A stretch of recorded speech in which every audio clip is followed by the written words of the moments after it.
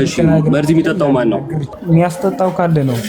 አሁን ለምሳሌ ጳውሎስ ሳያውቅ ጠጣ አይደል? መርዝ አስጠጥቶ የመጠጣት ጸጋ አለ። ቅዱስ ላይ የመጠጣት ጸጋ አለ። የመጠጣት ጸጋ የሚባል አንተ ራስህ የምትፈጥረው ፕሮፓጋንዳ ነው። አጋንንትን ያወጣሉ፣ በአዲስ ቋንቋ ይናገራሉ፣ ድነዋል ማለት ነው አልከኝ። ቀጥሎ ያለው መርዝ መጠጣት ነው። እሱንም ይፈጽማሉ ወይ? ለመዳናቸው ምልክት ነው ወይ አልኩ። አዎ ካል ትጠጣና ታሳየኛለህ ለመዳን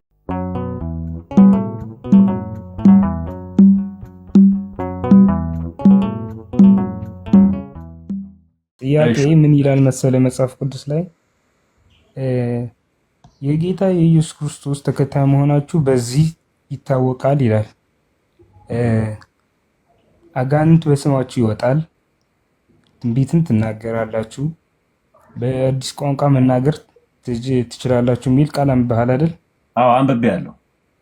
ኦኬ።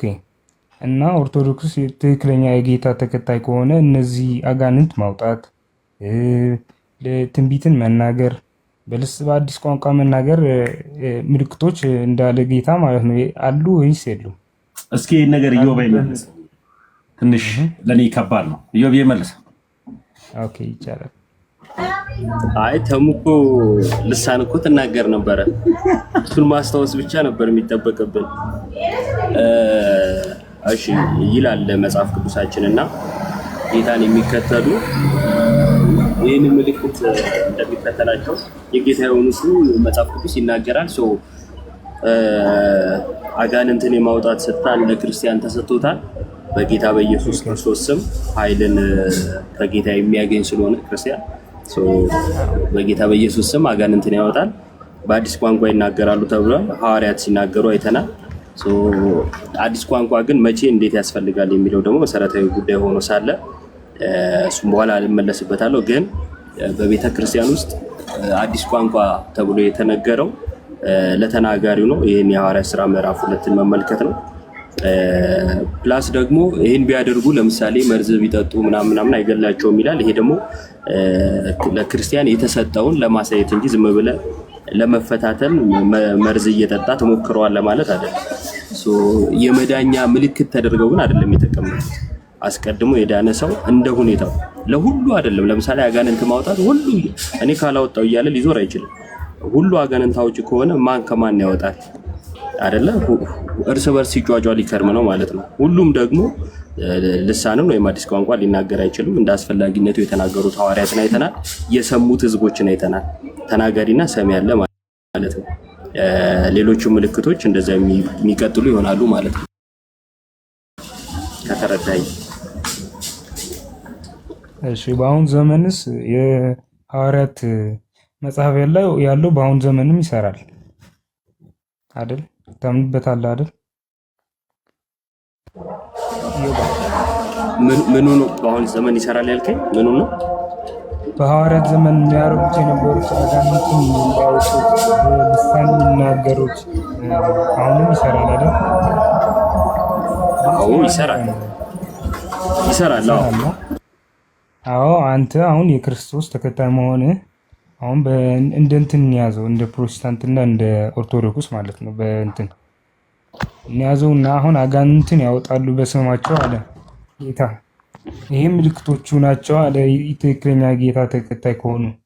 ይሄንን በኦርቶዶክስ በኢየሱስ ስም ታውጡት አጋንንት አለ? አዎ ማረጋገጥ ከፈለክ ጸበል ቦታ ወስዳለሁ። ቪዲዮ ጸበል ሌላ ነው። ጸበል በጸበል ነው። ገባ? በኢየሱስ አይ አይደለም። በኢየሱስ ስም በኢየሱስ ስም በጸበል በመጠመቅ ነው። በኢየሱስ ስም ጸበል በመጠመቅ ነው። ዮባ ስማኝ ዮባ ጥያቄ። አዎ በኢየሱስ ስም ነው አልኩህ እኮ። አዎ ኢየሱስ ምን አለ? በስሜ አጋንንትን ታወጣላችሁ አለ እንጂ በጸበል አላለም።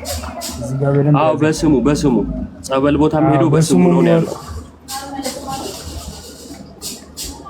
በስሙ ማለት ምንድን ነው? በኢየሱስ ስም ማለት ነው። አዎ በቃ እሱ አለ። የፕሮቴስታንት አይተታ ሄኖክ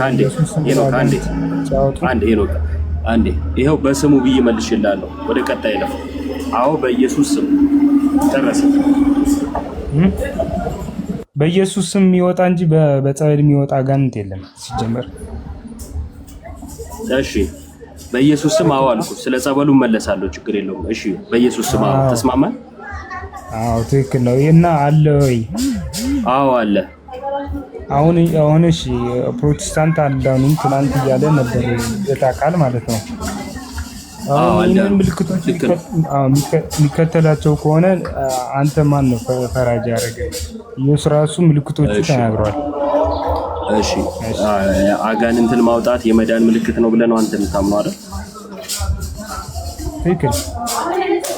የማቴዎስ ወንጌል ምዕራፍ 7 ላይ በስመ አጋንንትን አላወጣንም ይሉኛል፣ እኔ ደግሞ አላውቃቸውም ይላል ጌታ ኢየሱስ ክርስቶስ። ማቴዎስ ወንጌል ምዕራፍ 7 ቁጥር 21 ላይ ለምን አላቸው? አጋንንት አውጥተዋል ግን ያው አላውቃችሁም እያላቸው ነው። ዲፈንድ አታርግ ደግሞ። እሺ ሁለቱ አብራራልኛል እና ወዴት ነው የምትሄድ? ቆይ አብራራላለሁ። ወዴት ነው የምትሄድ? መጀመሪያ ና ለምን ወጣ? ሰው አስወጥቶት ነው ተሙ ራሱ ነው የወጣው ኢዮባ። እሺ እኮ ኢዮባ ራሱ ነው የወጣው። ና ተመለስ። ሄኖክ ነው አትበል፣ ማንም አልነካም። ራሱ አልወጣም ብራዘር። እቺ ኔትወርክ ሊሆን ይችላል እንበለው። ኦኬ ለምንድን ነው እሱ የማቴዎስ ወንጌል ምዕራፍ 7 ላይ ጌታ በስሜ አጋንንትን ያወጣሉ እኔ ግን አላውቃቸውም ይላቸዋል። እነሱ ለምን አያውቃቸውም? ልመልስልህ ለሐሰተኛ ነቢያቶች እንደዛ ያለው ለሐሰተኛ ነቢያቶች በስሙ አሁን ለምሳሌ በስሙ አንድ ሰው ሊሸቅል ይችላል። ገባ? ኢየሱስ ያድናል ብሎ ሊሸቅል ይችላል። ይሄ ፐርሰናል እንትን ነው የተናገረው። ለሁሉም እንትን የሚል ነገር የለም። ለሁሉም ነው አይደለም ጥያቄው። አጋንንትን ማውጣት የመዳን ምልክት ከሆነ እና አጋንንትን ያወጣን ሁሉ በቃ ድኗል ብለህ የምትፈርጅ ከሆነ ይኸው ጌታ አጋንንትን እንዳወጡ ነገረላቸው፣ ግን ደግሞ አላውቃችሁም አላቸው። ጌታ ካላወቃቸው ሊድኑ አይችሉም። አጋንንትን ማውጣት የመዳን ምልክት አይደለም ማለት ነው። ኦኬ እንደዛ ከሆነ ኢየሱስን የኔ ደቀ መዛሙርት ሆናችሁ እነዚህ ምልክት ይከተላቸዋል ያለውም ውሸት ነው እያልከኝ ነው ማለት ነው? አይ አይደለም፣ እኔ ውሸት ነው አላልኩም። እኔ አንተን እያልክ ያለው ተጋጨባ። ምክንያቱም አስቀድሞ ምን አይነት ነገር አነሳ? ይሄው ለምሳሌ ልደተ ቃል ፕሮቴስታንቶች አልዳኑም ሲል ነበር አልክ። አዎ አልኩ። ይሄው አጋንንት እኮ እናወጣለን አልክ። አጋንንትን ብታወጣ ምን ይገርማል? የመዳን ምልክት አይደለም። ይሄው ጌታ ማቴዎስ ወንጌል 7 ላይ በስመ አጋንንትን አወጣን ይሉኛል እኔ ግን አላውቃችሁም እላችኋለሁ ይላል አልኩ።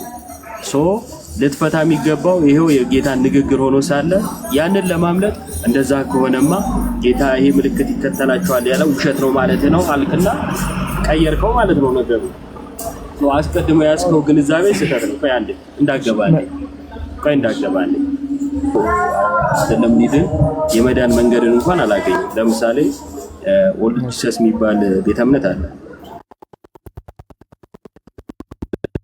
ማለት ነው። ልሳን ይናገራሉ፣ በኢየሱስ ያምናሉ፣ ልሳን ይናገራሉ ምናምን፣ ነገር ግን ኢየሱስ አብ ነው ብሎ ነው የሚያምኑት። እነዚህ ሰዎች ይኸው አጋንንትም ያወጣሉ፣ ልሳንም ይናገራሉ። ድነዋል ወይ ከተባለ እኔ አልዳኑ ብዬ ነው ማምኑ። ምክንያቱም ኢየሱስን ክደውታል። ምንም በኢየሱስ እናምናለን ቢሉ ትምህርታቸውን ስናይ ጌታን የካደ ትምህርት ስላላቸው ማለት ነው። ልክ እንዲሁ ፕሮቴስታንት አጋንንትን አወጣን ወዘተ ቢል የስህተት ትምህርት ላይ ያለ ስለሆነ ከነ አጋንንቱ ከነ ምናምኑ ስህተት ውስጥ ያለ ስብስብ ነው ብዬ ነው የማስበው ማለት ነው። ኦንሊ ጂሰስ አሁን ለሁሉም ፕሮቴስታንት ይወክላል እያልክ ነው? እንዴት ነው የምትሰማው? ይወክላል እያልክ ነው አልክ። እኔ ስለመወከል አላወራውም። ቤተ እምነት አለ ብዬ ለያይቼ ነው የነገርኩህ።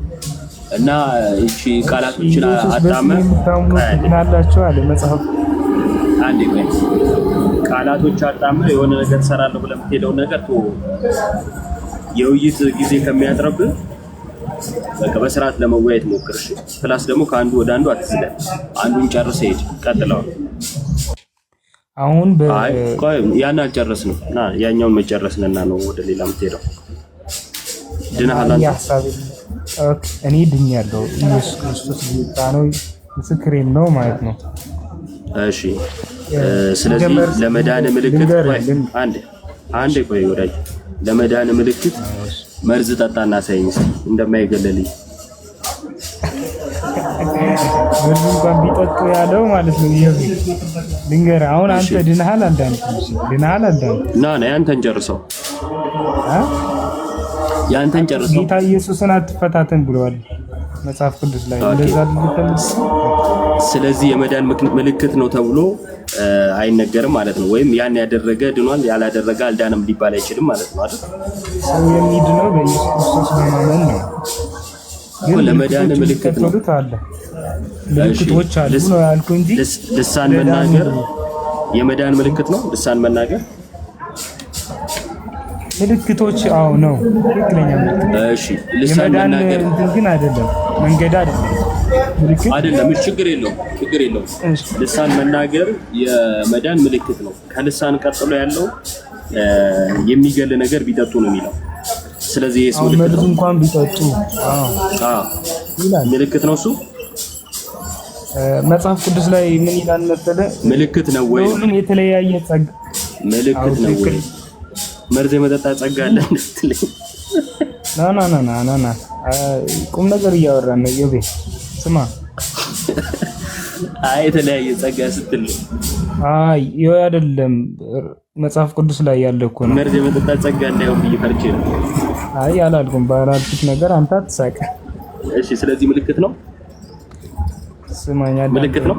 ለሁሉም ሰው የራሱ የሆነ ጸጋ ተሰጥቶታል። አንዱ ትንቢት የመናገር፣ አንዱ በልዩ ቋንቋ የመናገር፣ አንዳንዶቹ ደግሞ ሐዋርያት መጽሐፍ ቅዱስ ላይ አንብበዋል ብዬ አስባለሁ።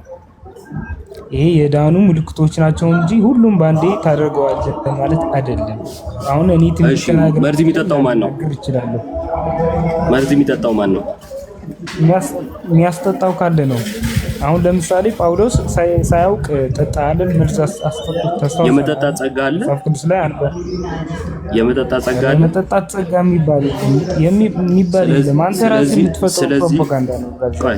ስለዚህ ስለ ጸጋ አልተጠየቅክም ማለት ነው። የመጠጣት ጸጋ ከሌለ ስለ መጠጣት ጸጋ ስላልተጠየቅክም ስለ ጸጋ ለማውራት ከመሮጥ በፊት የተጠየቀው መመለስ አለብህ ማለት ነው። እኔ ጠየቅኩ ምልክት ነው ብለን ብታምን ከሆነ ምልክት ነው አልክ። አንተ እኮ ነው ያልከው ወዳጄ፣ ምልክት ነው። ለምሳሌ ይሄው ፕሮቴስታንቶች አጋንንትን ያወጣሉ፣ በአዲስ ቋንቋ ይናገራሉ፣ ድነዋል ማለት ነው አልከኝ። ቀጥሎ ያለው መርዝ መጠጣት ነው። እሱንም ይፈጽማሉ ወይ? ለመዳናቸው ምልክት ነው ወይ አልኩ። አዎ ካል ተጠጣና ታሳየኛለህ ለመዳን። እኔ አላልኩም ማለት እየጨረስከው ነው አንተ ነው ያልከው ወዳጄ። እሺ ሐሳቤ ልናገር። ጥያቄው አለቀ። እሺ ቀጥል። ሐሳቤ ልናገር። እሺ አሁን ስለ መርዝ መጠጣት ምናምን ያወራው አንተ ነህ። ምልክቶቹ ናቸው አይደል ብለህ ከዛ በኋላ ይላል እያልክ የምትናገረው አንተ ነህ። እኔ ግን ያልኩት ያለሁኝ አሁን በስመ ኢየሱስ የምታወጡት አጋንንት አለ ወይ? እዛ ኦርቶዶክስ አንደኛ፣ ሁለተኛ ትንቢት ትናገራላችሁ ወይ?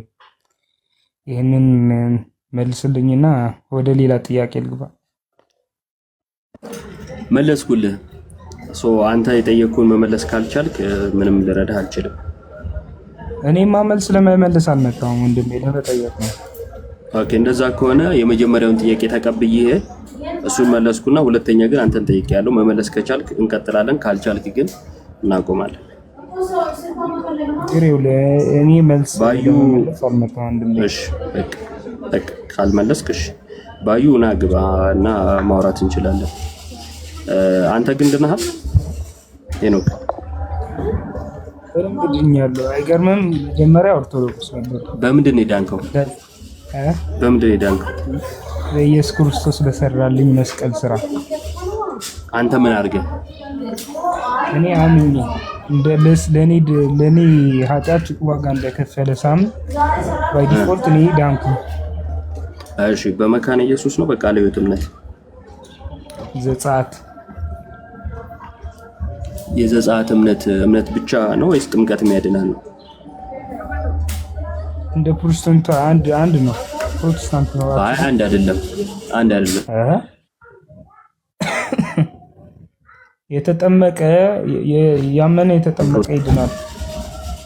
እዚህ ጋር ምንም የሚያከራክር ነገር የለውም እኮ። ስለዚህ እምነት ብቻ ስለስትል ጥምቀት አይደለም እያልክ ነው ወይንስ እንደ መካነ ኢየሱስ እምነት ብቻ ስትል ጥምቀት ያድናል እያልክ ነው? እኔ አሁን አልተጠመቅኩም ወንድሜ። አሁን ቅዳሜ ልጠመቅ ነው። አይገርምም?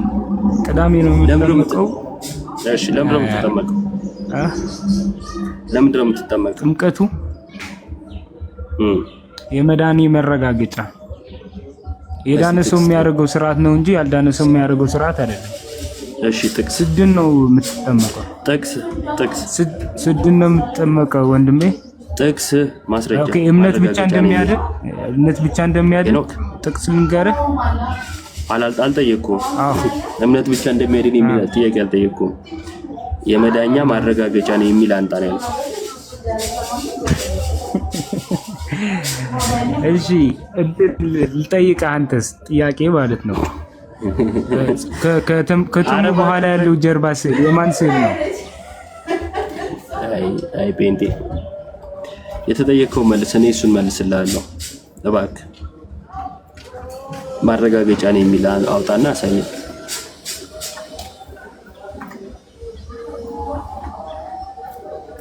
ጥሙ ካንተ ጀርባ ያለው ስዕል የማን ነው? መልስ። ከኔ ጋር ነው የምታወራው። የተጠየቀው መልስ የመዳኛ ማረጋገጫ ነው የሚል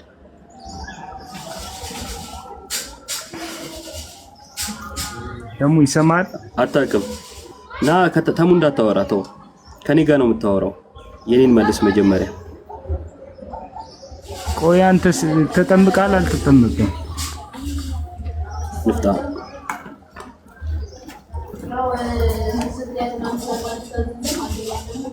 በቃ እነሱ ማለት እንዲህ ናቸው። ታችሁ ታብታብ አረ ቀጥሉ ጋይስ። እዮባዬ ደህና ነህ? ኧረ ሰላም ልበል እንዴ ናቱ እንዴት ነህ? እግዚአብሔር ይመስገን ደህና ነው። እንደምን አለ አለን እግዚአብሔር ይመስገን። ያዋጣል ዘግተህ አለ ያዋጣል ዘግተህ ነው እንደሚሰራው ልጁ በጣም ወሬ ያበዛል። እዛም እዚህም እኔ አንዳንድ ጊዜ ሴቶች እድር የምትሰሩ ሰዎች አትምጡ። እሺ የጆን ልጅ እኮ ነው ተምዬ። ጆን ዘጸአት ችግር የለበት። ጆን ዘጸአት ሪፎርሜሽን አፖስትል ልጅ ነው። ችግር የለበት። እሺ አስኬ ሰላም ብያለሁ። አስኬ ሰላም። አስኬ ማኪም ከየት ቤተ እምነት ወደ ይቅርታ ከኦርቶዶክስ ነው። እሺ ኦልሞስት ፕሮቴስታንቶችን ነበር እየጠየቅነኝ ነበር ነው ወንድሜ። አዎ እኔም አሁን ነው ክርስትና ነው የተቀበልኩት። ልደተ ቃል እንደውም እሱ ጋር ብቻ ነበር። እሺ እና ጥያቄም ነበረኝ። እሺ ጠይቅ። ያው ልደትም ኢዮብም አሉ ናቲም አለ። ጠይቅ። ጥያቄ ስግደትን በተመለከተ ነው። ያው በቤተ ክርስቲያናችን ሁለት አይነት ስግደት አለ፣ የአክብሮትና የአምልኮ። እሺ ይሰማል? ትሰማለህ? እሺ አዎ። የአክብሮትና የአምልኮ ስግደት አለ በመጽሐፍ ቅዱስም እንዳለ ሆኖ በዚህ በዮሐንስ ራእይ ላይ ምዕራፍ 22 ቁጥሩን እንጃ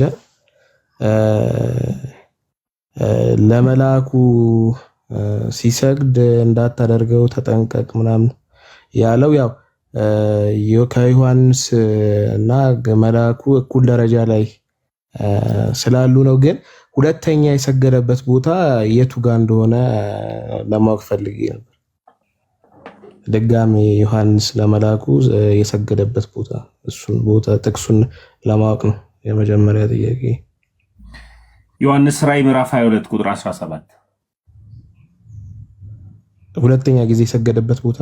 አዎ እሺ የመጀመሪያው 9 ነው 19 እና 17። አዎ እሺ ሁለተኛ ጥያቄ ደግሞ ያው ከአምስቱ ሶላዎች አንዱ የሆነው ይሄ ተሙ ወይዮ ሶሪ ተቋርጦብኝ ስለነበር በመሃል ገባው። ጨርስ ወንድሜ። እሺ ወንድሜ። ከአምስቱ ሶላዎች አንዱ ይሄ በመጽሐፍ ቅዱስ ብቻ እሱን አኪ ባለፈው ሲያስረዳ እሱንም ይሄን ጥቅስ ነው የፈለኩት የጻፍነው ብቻ ሳይሆን በቃልም የነገርናችሁን ትይዙ ዘንድ ምናምን መሰለኝ። ይሄን ጥቅስ የቱ ጋር ነው ማግኘው? እሺ እሱን ድንገት ሰርች ማድረግ ይጠበቅብኛል። አላወኩትም። እሱ ጥቅስ ተሰሎቄ ሰዎች ላይ ነው፣ ግን ምን ላይ እንደሆነ ግን አላውቅም። ቁጥሩን ነው ማላስታውሰው። ተሰሎንቄ 2:15 መሰለኝ ካልተሳሳትኩኝ 2:15 መሰለኝ። የመጀመሪያው ላይ ደግሞ የራእይ 22 ላይ ምዕራፍ 22 ላይ ነው የሁለተኛው ስቅለት ማለት ነው።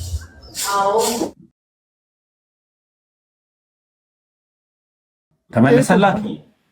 ባይብል አፕ ላይ እኮ ሰርች ማድረግ ይቻላል። ይሄ እኮ ቀላል ናቸው እንደዚህ አይነት ጥያቄዎች።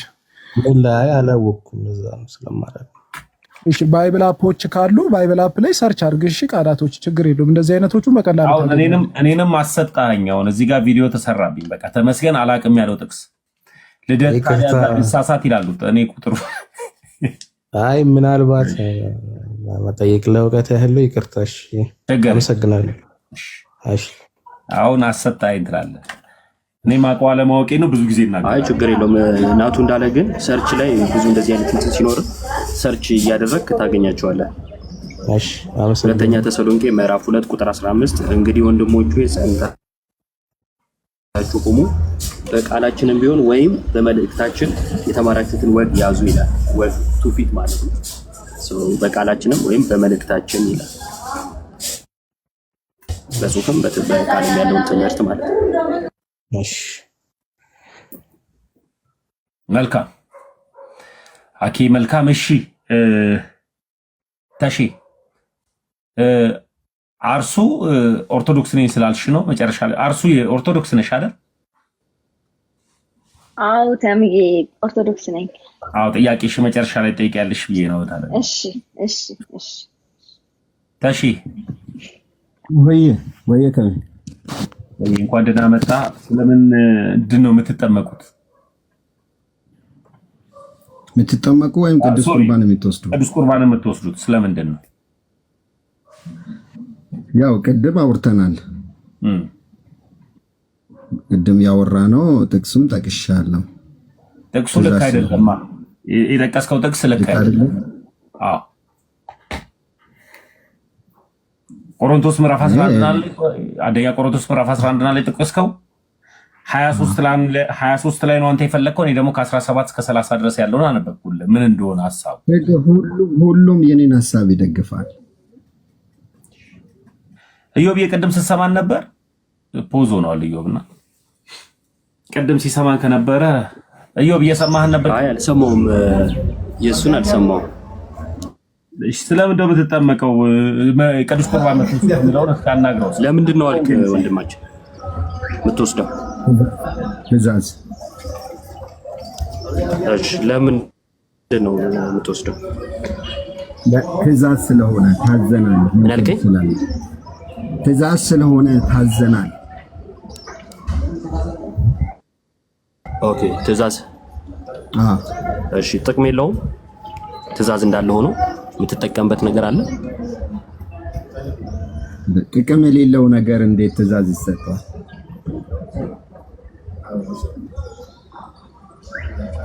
እሺ ምንድነው ጥቅሙ? ጥቅሙ መጨረሻ እሺ ክፍሉን እናንብብ ወይ ይሻላል?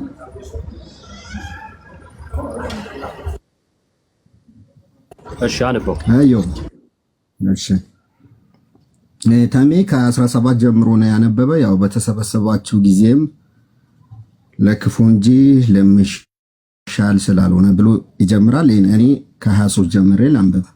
ትእዛዙንም እና ጥቅሙ ምን እንደሆነ እንዲህ ይላል። ከ23 እንዲህ ይላል፣ ለእናንተ ደግሞ አሳልፌ የሰጠሁትን እኔ ከጌታ ተቀብያለሁና ጌታ ኢየሱስ አልፎ በተሰጠበት በዛች ሌሊት እንጀራውንም አንስቶ አመሰገነ፣ ቆርሶም እንኳችሁ ብሉ፣ ይህ ስለ እናንተ የሚሆን ሥጋዬ ነው፣ ይህንም ለመታሰቢያዬ አድርጉት አለ።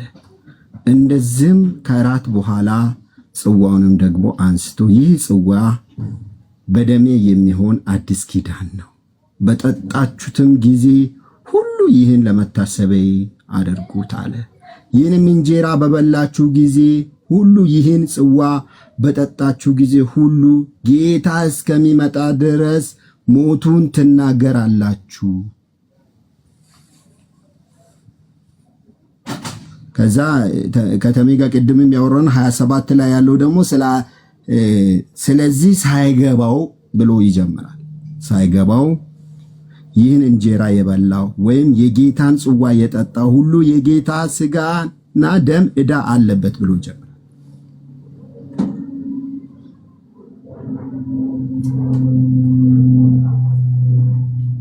ዮባ ሚውት ነህ፣ ቀጥል።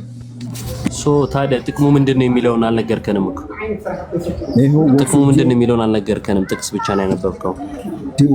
ሲወስድ ደግሞ የወሰድኩትን ይህን ሞቱንና ትንሣኤን የክርስቶስን እናገራለሁ።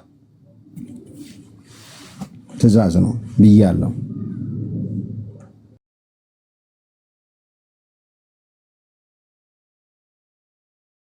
ኢዮብ ሚውት ነህ። ትእዛዝ ነው። ትእዛዙን ምን አደረግ? እስከሚመጣ ድረስ ሞቱን ትናገራላችሁ። በወሰድኩ ጊዜ የክርስቶስን ወንጌል እናገራለሁ።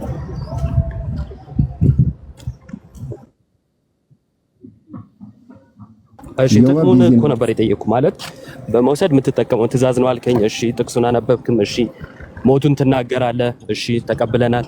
ሰው ምንድነው አሁን አንተ ምን ትጠቀማለህ ከዛ አንፃር?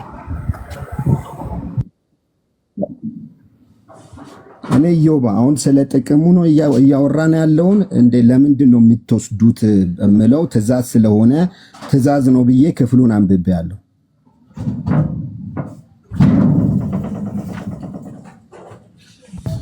ትእዛዝ ነው የሚለውንማ እኮ ሰማሁ።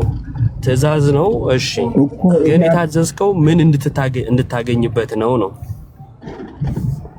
ክርስቶስ ሥጋና ደሙ ስለሆነ መውሰድ ስላለብኝ ትእዛዙን እየወሰድኩ ሥጋና ደሙ ነው ብለህ ታምናለህ?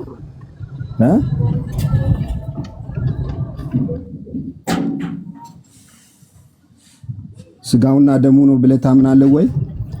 እሺ ይኸው መጽሐፉ እያለ አይደል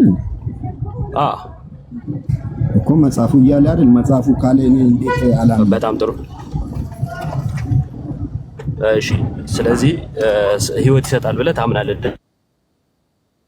ደስ ይላል። አሪፍ። የት ቸርች ነበር ብሎ ይላል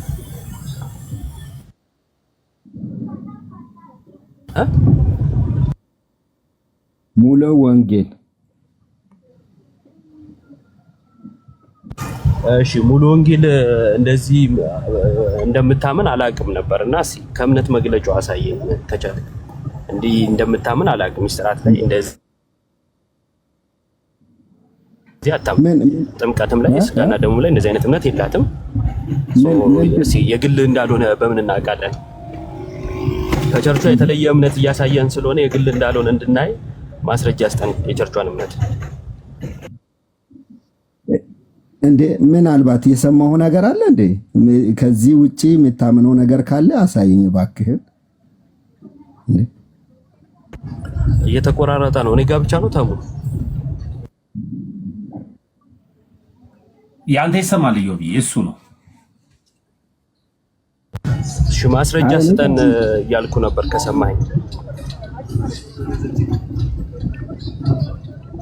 እኔ የምለው ነገር ማይሆን ከሆነ ይኸውልህ አሁን እያልኩ ያለ እያወራ ያለው የሙሉ ወንጌል ይሄ ዋናው ትልቁ እንትን ነው። በቃ ሰው ጥምቀት ወይም የጌታ እራት ወይም ቅዱስ ቁርባን የሚወስደው ድኖ መታሰቢያ አድርጋችሁ በተባለው ያንተ ነዋ። ቆይ አሁን ስለ ጥምቀት አይደለም እያወራን ያለ ነው። ጥምቀቱን ትቻለህ? ይቅርታ ሲናገር ነው እንትን ያለው ስለ ጥምቀት አይደለም። ያንተ አለመሆኑን የቸርቿ መሆኑን አሳየን እኮ ነው ያለው። እኔ እኮ ቸርች ውስጥ ያደግኩ ነው እኮ ወዳጄ። እንደ የኖርኩበትን ነው እየሰበኩ አለ። ቆይ ኔትወርክ አስወጥቶታል ይገባል። ችግር የለም ችግር የለም። ይምጣ ከዛ እኔ እስከዛ ሚዩት ላድርግ። እስከዚህ እዚህ እንትን መስጊድ እንትን አለ አላሁ አክበር ነው የሚለው። መልካም እሺ፣ አሁን እሰማለሁ ተሙ? አዎ ትሰማለህ? እሺ፣ ኔትወርክ ትንሽ አዛ እያደረገኝ ነው። ማስረጃ ምንድነው ነው? አሁን እኔ እንዲያምናለሁ ማለት ይቻላል። የግል ግን እምነት ነው ይሄ። እንደ ቸርች ለማመናችሁ የቸርቹ የእምነት መግለጫ ምን ይላል የሚለውን አሳየኝ እያልኩ ነው። ማስረጃ መጽሐፍ ቅዱስ ነው አሁን ያነበብኩት። አይ እሱማ መካነ ኢየሱስ ለምሳሌ አንተ እንደምታምነው ታምናለች፣ ግን ከቃለ ሕይወት የተለየ እምነት ነው ያለ። መጽሐፍ ቅዱስ ላይ ብቻ ሳይሆን የእምነት መግለጫ አለ። እኔ እንዲያምናለሁ ተብሎ የተገለጸ ማታቆና አላቅም ብቻ በልና እንትን ለማድራዘም እንዳይሞከር ማለት ነው። የራሷ ቃለ ሕይወት የቸርቿ የመተዳደሪያ ደንብ አላት፣ እምነት መግለጫ አላት። እሱን አንብበህ ታውቃለህ? እሱን ታውቀዋለህ?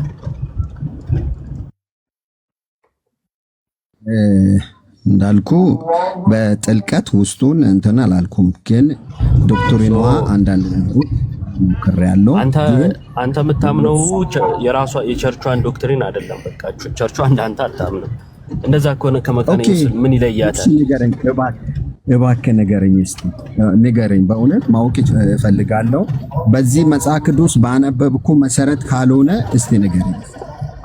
መጽሐፍ ቅዱስ ላይ ስላለው ነገር እኮ አይደለም ያወራ ነው። መጽሐፍ ቅዱስን እነሱ የተረጎሙበትን መንገድ ነው ያወራ ነው። ምን አለ መሰለህ፣ መጽሐፍ ቅዱስ ላይ ያሉ ጥቅሶችን በተለያየ መልኩ መረዳት አለ አይደለም። ለምሳሌ ቃለ ሕይወት የምትረዳበት አለ፣ መካነ ኢየሱስ የምትረዳበት አለ፣ ሌላውም እንደዛው እያለ ይቀጥላል። አንድ የመካነ ኢየሱስ ሰው እና አንድ የካልቪን እንትን ምንድነው ሪፎርመር ቴዎሎጂ አራማጅ ተከታይ ሰው የሚተረጉምበት መንገድ ይለያያል። ልክ እንዲሁ ቸርቾቹም የተለያየ እይታ የተለያየ ትርጓሜ አላቸው። የአንተ ትርጓሜ ቸርቿን እንደምትተረጉመው ለመሆኑ ማስረጃ ምንድነው ስለ የለህም። የአንተ እምነት ጥሩ ነው እኮ የአንተን እምነት እኮ የተቃወምኩ አይደለም፣ ስጋው ነው ያልከኝ። እኔም የማምነው እንደዛ ስለሆነ ህይወት ይሰጣል። አዎ ይሰጣል፣ መጽሐፍ ቅዱስ ይላል። መጽሐፍ ቅዱሱ የሚለውን ግን ቸርቿ እንደ ቸርች አንተ በተረዳኸው መልኩ አትረዳውም ነው ያልኩ። ግልጽ ነው አሁን ሐሳቤ? ኦኬ እሺ። እያንዳንዱ መጽሐፍ ቅዱስን ተርጉማ ያስቀመጠችበት አውድ አለ ነው የምትለው ኢዮባ? እያንዳንዱን ክፍል ማለት ነው አይደለም። ዶክትሪኔ ይሄ ነው፣ በዚህ ጉዳይ ማምነው ይሄንን ነው ብላ ያስቀመጠችበት አለ። ለምሳሌ በሚስጥራት ላይ ሚስጥራት የሚለውን ወይም እምነትና ማነው ጥምቀትና የጌታ ስጋና ደም ላይ ጥምቀትን መተባበሪያ መመስከሪያ ወዘተ እንደሆነ የኃጢአት ስርየት ግን ያስገኛል ብላ እንደማታምን እንዲሁም ደግሞ የጌታ ስጋና ደም መታሰቢያና ምሳሌ እንጂ ህይወት የሚሰጥ ነው ብላ እንደማታምን በእምነት መግለጫዋ ገልጻለች። አንተ ደግሞ አረ ህይወት ይሰጣል አልከን። ማስረጃ አንተ ስለ የለህም እንደዛ የሚል ስለሌለ ነው። አይደለም ኖ ህይወት ይሰጣል አላልኩም፣ ራሴ ነው ያወራው። አረ ሰው እየሰማ ነው። እንዴት አላልኩም? ህይወት ይሰጣል ብዬ አላወራውም። አረ ሪከርድ ያደረጋችሁ ሰዎች አላችሁ? ቀያኔ ሪከርድ ያደረጋችሁ ሰዎች ካላችሁ እንደው ማሰማት ከቻላችሁ ደስ ይለኛል። እዚቹ በደቂቃ ካድ አራ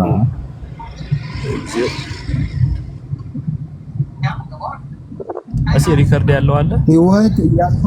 ህይወት ያገኘው ሰው ነው ታሙ ቁርባንን መውሰድ የሚችለው ነው ያልኩት። የዳነ ሰው ሚዩት አድርገው አንዴ ተሻለ።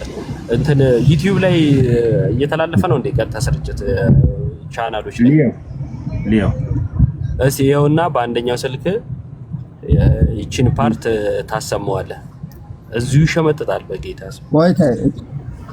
ኖ እሺ ብዬም ከሆነ ይቅርታ፣ ልክ አይደለሁም። እሺ በቃ እንዲህ መመለስ አይቻልም። በቃ ልክ አይደለሁም። ህይወት ይሰጣል ካልኩ ልክ አይደለሁም። ማለትንማ እናሰማለን። የተላለፈ ነው ኦርቶዶክስ እኮ በቃ አልኩሽ እኮ ነገሮችን እንዲም ስለፈለኩ ወደ ሌላ ርዕስ እሺ እንደዛ ይሄ ነው ክርስትና ማለት። ሊታበላሽ ይችላል፣ ካበላሽም ይቅርታ ትጠይቃለህ። በቃ ስንት ወደኋላ ላድርገው? አይ ተው ተመስገን፣ ተስማማን እኮ ብዬም ከሆነ ይቅርታ ብያለሁ። እሺ ቀጥሉ። እኔ እንደዛ ሙሉ ወንጌል እንደዛ ብላ አታምንም። አያለ ይቅርታ ሲጠየቅ አንዳንዶች ችግር ነው። እሺ እሰማለኝ ተሙ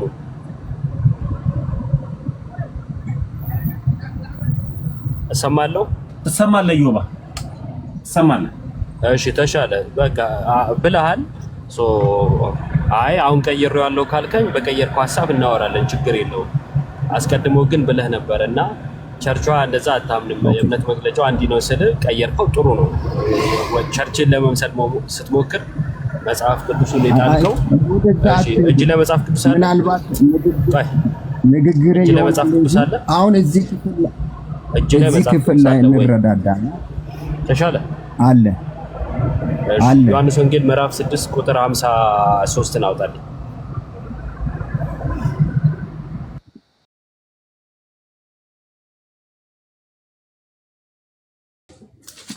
ሰላሙ አለይኩም ወራህመቱላህ። አንብብሽ እና እኔ ጋር የሚጮህ ነገር ስላለ እኔማ እንደምታይ መኪና ውስጥ ነኝ።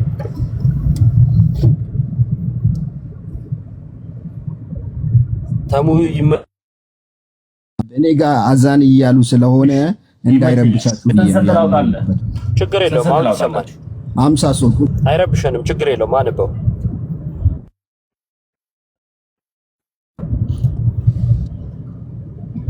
አይረብሸንም። ቀጥል ወንድማች። በጌታ በኢየሱስ ክርስቶስ ስም አነባለሁ። ስለዚህ ኢየሱስም እንዲህ አላቸው፣ እውነት እውነት እላችኋለሁ የሰውን ልጅ ሥጋ ካልበላችሁ ደሙንም ካልጠጣችሁ በራሳችሁ ሕይወት የላችሁም ይላል። ሊቀጥል ቀጥላ ሥጋዬንም የሚበላ ደሜንም የሚጠጣ የዘላለም ሕይወት አለው፣ እኔም በመጨረሻ ቀን አስነሳዋለሁ። ሥጋዬም እውነተኛ መብል ደሜም እውነተኛ መጠጥ ነውና፣ ሥጋዬን የሚበላ ደሜንም የሚጠጣ በእኔ ይኖራል፣ እኔም በእርሱ እኖራለሁ። ሕያው አብ እንደላከኝ እኔም ከአብ የተነሳ ሕያው እንደሚሆን እንዲሁ የሚበሉኝ ደግሞ ከኔ የተነሳ ሕያው ይሆናሉ። ከሰማይ የወረደ እንጀራ ይህ ነው። እሺ ልቀጥል። እንጀራ ይህ ነው። አባቶቹም ማና በልቶ እንደሞቱ አይደለም። በደንብ ያዝልኝ። አዎ ቅድም እኮ የዘላለም ሕይወት አይሰጥም ብለህ ነበር። አሁን ደግሞ አመንክ ማለት ነው። እያወራ ያለው ምን እንደ እኔም አሁን አንብብ አይደለም ያልከው? እንዴት ነው ይየው ነገሩን ጠምዘዝ የምትለው? አንብብ አልኩ አይደለ? አንብብ ነው አይደል ያልኩ? አስረዳው እንደ እኔ እኮ አንብብ አልኩና ምን አልኩ መሰለ? እሺ ታስረዳለህ። እንደዛ ከሆነ ሥጋዬን የበላ ደሜን የጠጣ የዘላለም ሕይወት አለው ይላል። ታምናለህ ወይ ስልህ አዎ አልከኝ። ቀደም ግን የዘላለም ሕይወት አይሰጥም ብለኸኝ ነበረ። ተጋጨብህ ነው አሻሽለህ ነው አልኩ። አይ አስረዳለሁ። እንደዛ አይደለም ካልክ አስረዳ እንስማ። ኦኬ ይህ ክፍል እያወራ ያለው ጌታ ኢየሱስ ክርስቶስ ከመሞቱ ማለትም በመስቀል ላይ ከመሰቀሉ በፊት ነው።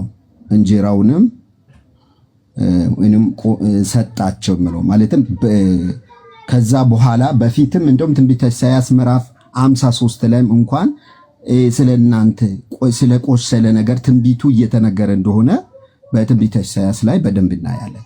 ክፍሉ እያለ ያለው ስለ መንፈሳዊ ነገር ነው እንጂ እየተወራ ያለው ወይም ስለ ስጋና ስለሚሆነው ነገር መንፈሳዊ ነው። ክርስቶስ ኢየሱስን ከተቀበል ነው ክርስቶስ ኢየሱስን ካመን ነው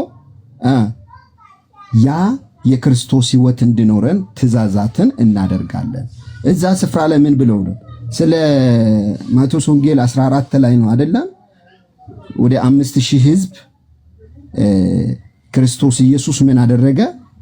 ያን 2 እንጀራና ሁለት እንጀራና 5 እንጀራና 2 ዓሣ መሰለ ባርኮ ሰጣቸው። ያ የበላ በዛ ምሳሌ አድርጎ ነው እየተናገረ ያለው ክርስቶስ ኢየሱስ። ስለዚህ የሰው ልጅ ምድረ ባዳ ላይ ምን አሉ? በሉ፣ ምን ሆኑ? ሞቱ።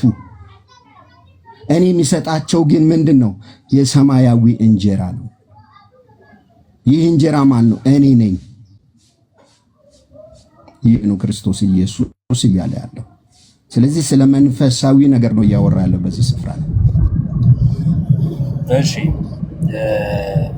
ከየት እንዳገናኘው አላውቅም። የእሱ ምሳሌ ነው አልክ። ጥቅስ ጠይቃለሁ በኋላ ላይ የ5 ዓሣና 2 ዓሣና 5 እንጀራ እንደዛ ብቻ አብዝቶ አበላቸው። ከዛም በኋላ ተከተሉት። ዮሐንስ 6 ከፍ ብሎ ወደ 20 ቁጥር 20 አካባቢ ላይ ስታይ ስለበላችሁን የተከተላችሁኝ አላቸው። ከዛ እንድናምንብህ ምልክት ስጠን አሉት። ከዛ ምን ጠቀሱለት? ሙሴ በምድረ በዳ ለአባቶቻችን መናን ሰጣቸው ብለው ጠቀሱለት። ከዛን እሱን የሰጠው ሙሴ ሳይሆን አባቴ ነው አለና ስለ እውነተኛ ወይም ስለ አማናዊው የሐዲስ ኪዳኑ መስዋዕት ስለራሱ ተናገረ ማለት ነው። ምን አለ? ስጋዬን የሚበላ ደሜን የሚጠጣ የዘላለም ሕይወት አለው አለ። ስለዚህ የጌታን ስጋና ደም መብላት የዘላለም ሕይወት ይሰጣል ማለት ነው። ነገር ግን ስለራሱ ነው አልክ። እኔ ስለሌላ ነው ብዬ አላልኩም። አዎ ስለራሱ ነው። ስጋዬ ካለ እሱን ከስጋው ልትለየው አትችልም። ስለ ስጋው ነው፣ ግልጽ ነው። አሁን ስጋው የተባለው ምን እንደሆነ፣ መብላት የተባለው ምን እንደሆነ፣ ደም የተባለው ምን እንደሆነ፣ መጠጣት የተባለው ምን እንደሆነ በዝርዝር ልትነግረን ይገባል። ካልሆነ ግን ዋናውን ሐሳብ መሸሽ ይሆናል ማለት ነው። ሁለተኛ ኢየሱስ ስጋዬ ብሎ ስጋው ያልሆነ በመጽሐፍ ቅዱስ ላይ ካለ እሱን ትነግረናለህ፣ ጥቅስ ትሰጠናለህ ማለት ነው።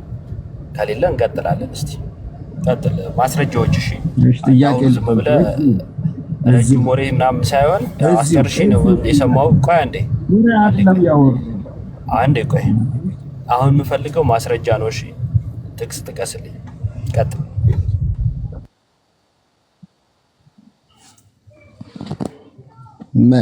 የምኑ ነው ጥያቄ? ጥቅስ ንጠቅስ ንገረኝ። እሺ ስጋዬ ያለው ምን እንደሆነ፣ ደሜ ያለው ምን እንደሆነ፣ መብላት መጠጣትስ ምን እንደሆነ በማስረጃ ማለት ነው። ከዛን በመጽሐፍ ቅዱስ ላይ ኢየሱስ ስጋዬ ብሎ ስጋው ያልሆነ የመጽሐፍ ቅዱስ ክፍል ካለ። እሺ ቅድም ወደ አነበብኩ ነው የሚሄደው፣ ችግር የለውም። እሱ መረጃ አለ። ስጋ ያለ ይኸውልህ እንዲህ ይላል፣ ለእናንተም ደግሞ አሳልፌ የሰጠሁትን እኔ ከጌታ ተቀብያለሁ። ጌታም ኢየሱስ አልፎ በተሰጠበት በዛች ሌሊት እንጀራን አንስቶ አመሰገነ። ስጋው እንጀራ ነው። እሺ ከዛ ስጋው እንጀራ ነው። እንጀራውንም አንስቶ አመሰገነ። ስጋው እንጀራ ነው አይልም፣ አታጣም። ስጋው እንጀራ ነው አይልም። እንጀራን አነሳ፣ አመሰገነ፣ ቆርሶም ሰጣቸው፣ ይህ ስጋዬ ነው አላቸው ነው የሚለው። ለምንድን ነው የምታገላብጠው? እኮ ምንም እንትንም። ስለዚህ እንጀራ ምንም የሚባል ነገር የለም። አንተ የተናገርካት ነገር ስላላወቅከው አላስተዋልከው ይሆናል እንጂ የመጽሐፍ ቅዱስን ሐሳብ የሚያሳስት ነው። ቂጣን ወይም እንጀራን አመሰገነ፣ ቆርሶ ሰጣቸውና ስጋዬ ነው አላቸው ነው የሚለው። ከዛ አንተ ግን ምን አልክ? ስጋው ምን ሆኖ ስጋዬ ነው? በጣም ነው። ምን ሆኖ ስጋዬ ነው እኮ ምን ሆኖ ስጋዬ ነው? ኢዮብ አሁን ህብስቱን አነሳ፣ ቆርሶ አመስግኖ ሰጣቸው፣ ይህ ስጋዬ ነው አላቸው ነው። ስጋው ነው ብለህ ታምናለህ አንተ እኮ? ምን ሆኖ ስጋዬ ነው? ምን ሆኖ ስጋ ስጋው ነው ብለህ ታምናለህ ወይ? እኮ ስጋው ምንድን ነው? ይሄን ነገር ለምን እኔ ጥቅሱን እንትና አስረዳኝ። ስጋው ምንድን ነው ከሆነ ስጋው ነው። ስጋው ምንድን ነው? ስጋ ነው። ምኑ ነው ስጋው የሆነ? ምኑ ነው ቆርሶ የሰጣችሁ? ከራሱ ስጋ ነው ወይም እንጀራው ነው ቆርሶ የሰጣችሁ?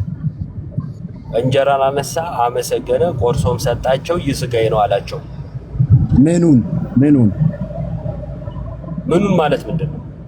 እንጀራውን ነው እንደዛ አለው አይደለ? እንጀራን አነሳ፣ አመሰገነ፣ ቆርሶም ሰጣቸው፣ ይህ ስጋዬ ነው አላቸው። እንጀራውን ስጋዬ ነው አላቸው አይደለ?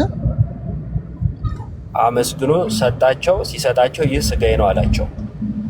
እንጀራውን በቃ እዚህ ተማምነናል። በቃ ለዛ ያልኩት አሁን ስለ ደሙ ተማመን ነው የተማመን ነው። ምንድነው ምን ልትሰጠኝ ነው የወጣ እዚህ ክፍል ላይ መጣው? ምን ጠይቄ እንዴ? ስጋውንና ደሙ እንደሆነ እስቲ ንገረኝ አይደለም ጥቅስ እንትን ያልኩት። ኧረ አላልኩም በጌታ ስም። አንተ ምን አይነት ሰው? እንደዛ አይደለም ያልኩኝ። ስጋዬ ብሎ ስጋው ያልሆነ አለ ወይ ነው የጠየቅኩ። ስጋው መሆኑንማ እምነቴ ነው። ለምንድን ነው ስጋው መሆኑን አሳየኝ የምልህ አይደለም ብለህ እየተከራከርክ። እሺ እዮባ ሁሉ ስማ፣ መጀመሪያ እስኪ ተረጋግተህ ስማ። ራስህ ለጠየቀው ጥያቄ ራስህ መልስ አትስጥ። ስትሮማን ፋላሲ አትስራ። ራስህ ጥያቄዎችና እንትኖች ታመቻችና አንተው ለጠየቀው ምላሽ ትሰጣለህ። እኔ አሁን እንደዛ አልጠየቅኩም። ስጋዬ ብሎ ስጋው ያልሆነ አንተ አንድ። ሁለተኛ ስጋውን መብላት ምንድነው? ስጋስ ምንድነው? ደሙ ምንድነው? ደሙን መጠጣትስ ምንድነው ነው የጠየቅኩ። እሺ ስጋ ያለው ምንድነው? ቆይ ስጋ ምንድነው? አንተን እየጠየቅኩ ነው። ተመልስልኝ። ለምን ትጠይቀኛለህ? ለምን ትጠይቀኛለህ? ስጋው ስጋ አይደለም ብለኸኝ እኮ ቅድም ዮሐንስ 6ን አብራራ አይደል? ስለዚህ ስጋው ምንድነው? ስጋ የተባለው ምንድነው? ይኸው እዚህ ጋር አሁን ያነበብኩ ክፍል ስጋ የተባለው ምንድነው? እንጀራው። እሺ እንጀራውን መብላት የዘላለም ሕይወት ይሰጣል?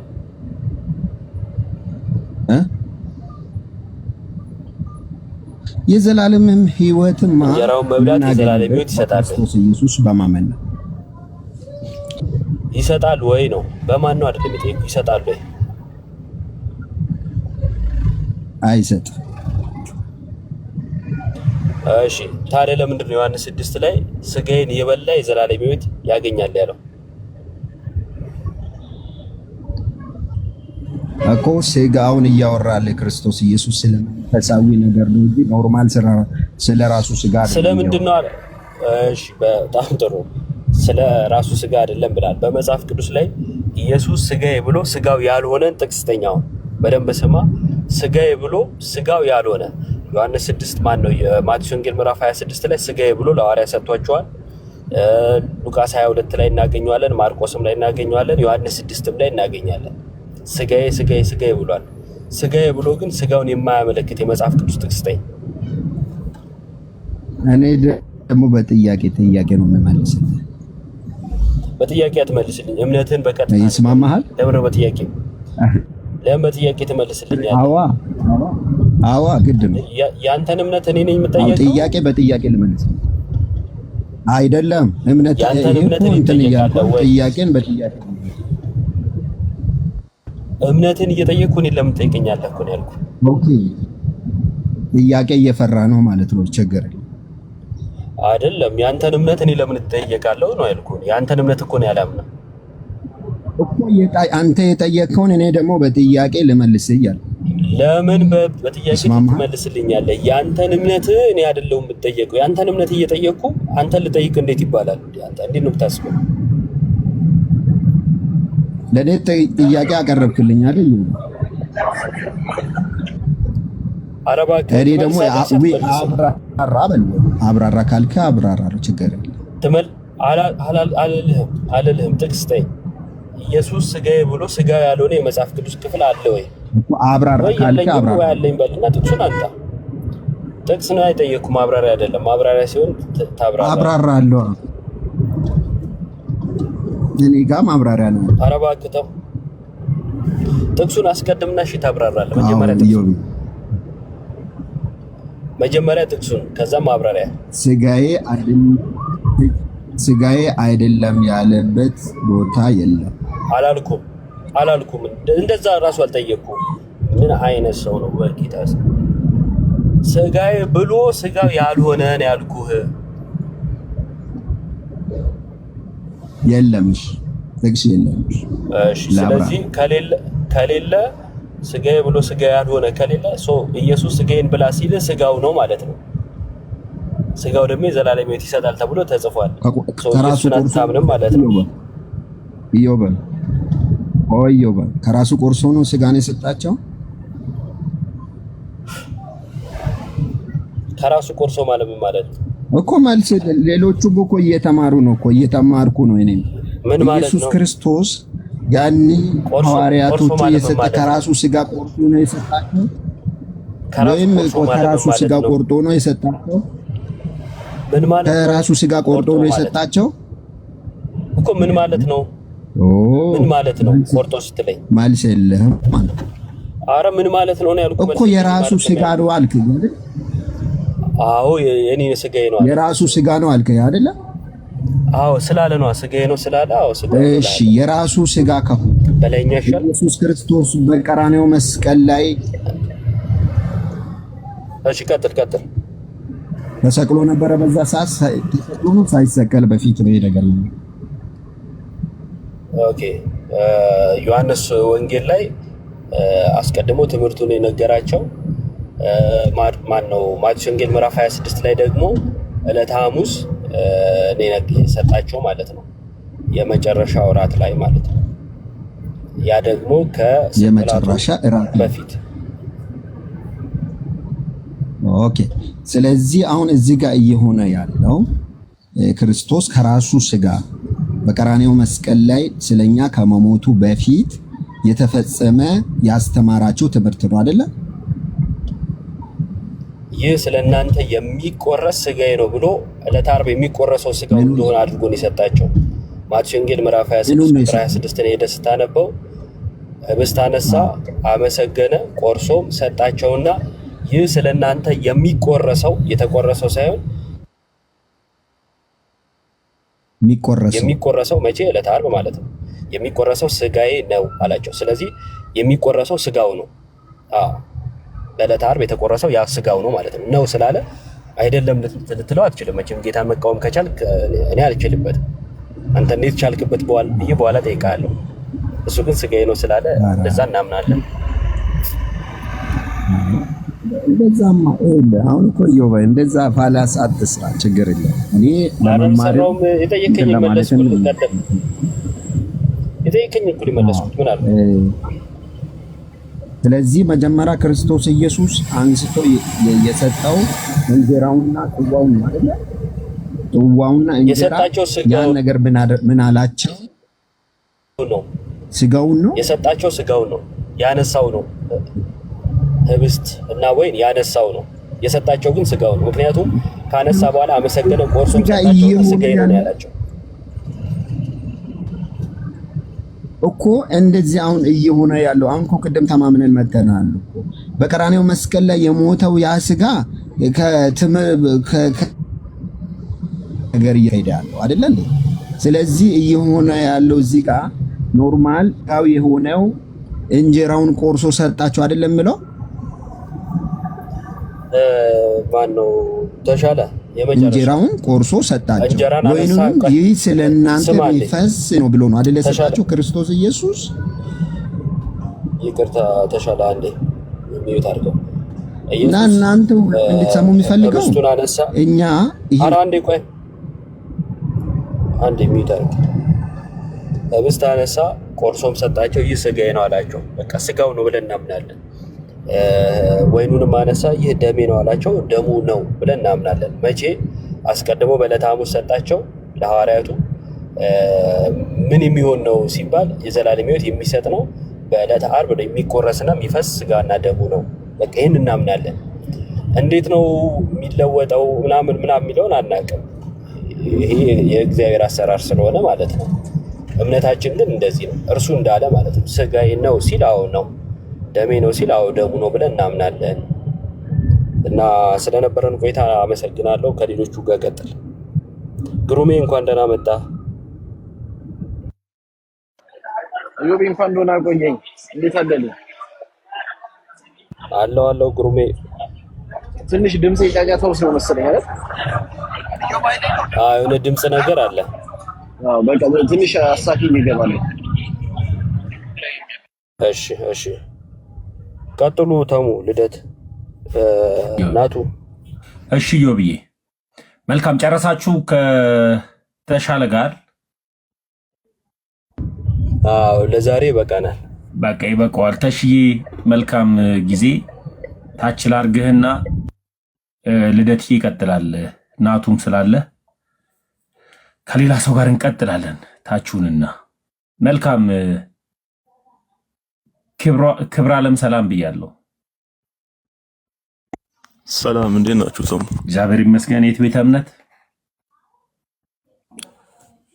የእውነት መንገድ። የእውነት መንገድ። የእውነት መንገድ የት ነበር ማለት? የእውነት መንገድ አላወኩትም። ቸርቹን ከይቅርታ ጋር አይ በቅርብ ነው የተቋቋሙ። አልቆየም። ግን ፕሮቴስታንት ነው አይደል? አዎ ነኝ። እሺ መልካም። ለምንድን ነው የጌታ እራት ወይም ቅዱስ ቁርባን የምትወስዱት? የጌታ እራት የሚወስዱበት የመጀመሪያው ለመታሰቢያነት አድርጉ ስለተባለ፣ አንድ ጊዜ በመቀጠል ደግሞ ወንድሞች ካሉ እነሱ ይቀጥላሉ። ሊዱ ያለ እሺ ልደት የለም። ናቱ ይቀጥል። ከዛ በኋላ መምህር ግሩም ይቀጥላል። በኋላ ላይ ቀጥል ናቱ። ሰሙዬ እየበላው ነው። እሺ በጣም ነው ደስ የሚለኝ። ግሩምዬስ? መምህር ግሩምዬ ይቀጥል። መልካም። ሁለቱ ዝም ካሉ በኋላ እነሱም እየበሉ ይሆናል። መልካም። የጌታ እራት የምትወስደው ለምን ነበር? ካንተ ጋር እናውራ እኮ። ቀጥል እኮ። ለመታሰቢያነት ብቻ ነው እንጠቀመው የጌታ እራትን ወይም ቅዱስ ቁርባንን አይደል? ለምስክርነት ጭምር። ምስክርነት የጌታ ወይም ቅዱስ ቁርባንን ምስክርነት አድርጉ ተብሎ ተጽፏል። ቅዱስ ቁርባን ማለት ምን ማለት ነው? በመጀመሪያ ስጋ ደግሞ ሚስጥራትን መካፈል ማለት ነው። ትርጉሙ እንደዛ ነው። ቅዱስ ቁርባን የጌታ እራትና ስጋ ደግሞ ነው አልኩ። አይ በአዲስ ኪዳን የጌታ እራት ተብሎ ስለተጻፈ የጌታ እራት እያልክ ብታወራኝ ደስ ይለኝ። አንተ ደስ እንዲልህ አይደለም ማወራ። እኔ በአዲስ ኪዳን አሁን የምትለው የለም። ክብሮ የጌታ እራት ተብሎ አወራ እንኳን በ2017 8ኛ ወር ላይ የተመሰረተ ሃይማኖት ይዛ አይደለም። ክርስቶስ ኢየሱስ በደሙ የመሰረታት ላይ እንኳን ቁጭ ብዬ ባለውበት ሃይማኖት ላይ አንተን ማክበር እያወራውልህ ነው። ስለዚህ አንተ ደስ እንዲልህ አይደለም እኔ ማወራ። ሳወራ መጽሐፍ ቅዱሳዊ አድርጎ ብያለሁ። እኔ ሳወራ አንተ ደስ እንዲልህ አይደለም ማወራ። አይ መጽሐፍ ቅዱሳዊ አድርጎ መጽሐፍ ቅዱሳዊ ነው በአዲስ ኪዳን። ወዳጄ እየሰማኸኝ ነው? እንኳን 2017 8ኛ ወር ላይ የተመሰረተ ሃይማኖት ይዛ አይደለም። ክርስቶስ ኢየሱስ በደሙ የመሰረታት ላይ ወኝ ራሱ እየቀለልኩልህ አይደለም። ስለዚህ አክብሬ ካወራሁ አክብሬ አውራ። አንተ ግን ደስ እንዲልህ ግን አልመልስልህም፣ አላወራም። ኖ ደስ እንድለኝ ሳይሆን በመጀመሪያ እዚህ ጋር አስተካክለን እንጀምር። ሃይማኖት አይመሰረትም። ሃይማኖት ትምህርት ነው። ሃይማኖት ትምህርት ነው ብሎ የፈታ አንድ አባት ስጠኝ። ጳውሎስ ሃይማኖትን ጠብቄያለሁ ያለው ታዲያ ምኑን? ሃይማኖትን ጠብቄያለሁ ትምህርትን ጠብቄያለሁ ነው ያለው ወይስ ሃይማኖትን ጠብቄያለሁ ነው ያለው? ሃይማኖትን ጠብቄያለሁ ምንድን ነው? እምነት ነው፣ አስተምሮ ነው። የግዕዝ ትርጉም ካለ ከፍተያ ሃይማኖት ተቋም አይደለም። ወዳጄ ልትበሳጭና ልትናደድ ልትሰድበኝ ነው የመጣ ወይስ ልንማማር ነው የመጣ ነው? ኖ አይ ላስተካክል ብዬ እኮ ነው። ዝም ብለህ ከምታወራ ለምሳሌ ቁርባን አልከኝ። በአዲስ ኪዳን ቁርባን የሚል ቃል የለም። በአዲስ ኪዳን የጌታ እንጀራ የጌታ እራት ነው የተባለው። ወዳጄ እንጀራው ነው የተባለው በአዲስ ኪዳን። ክብሮ እሰማሃለሁ ወይ?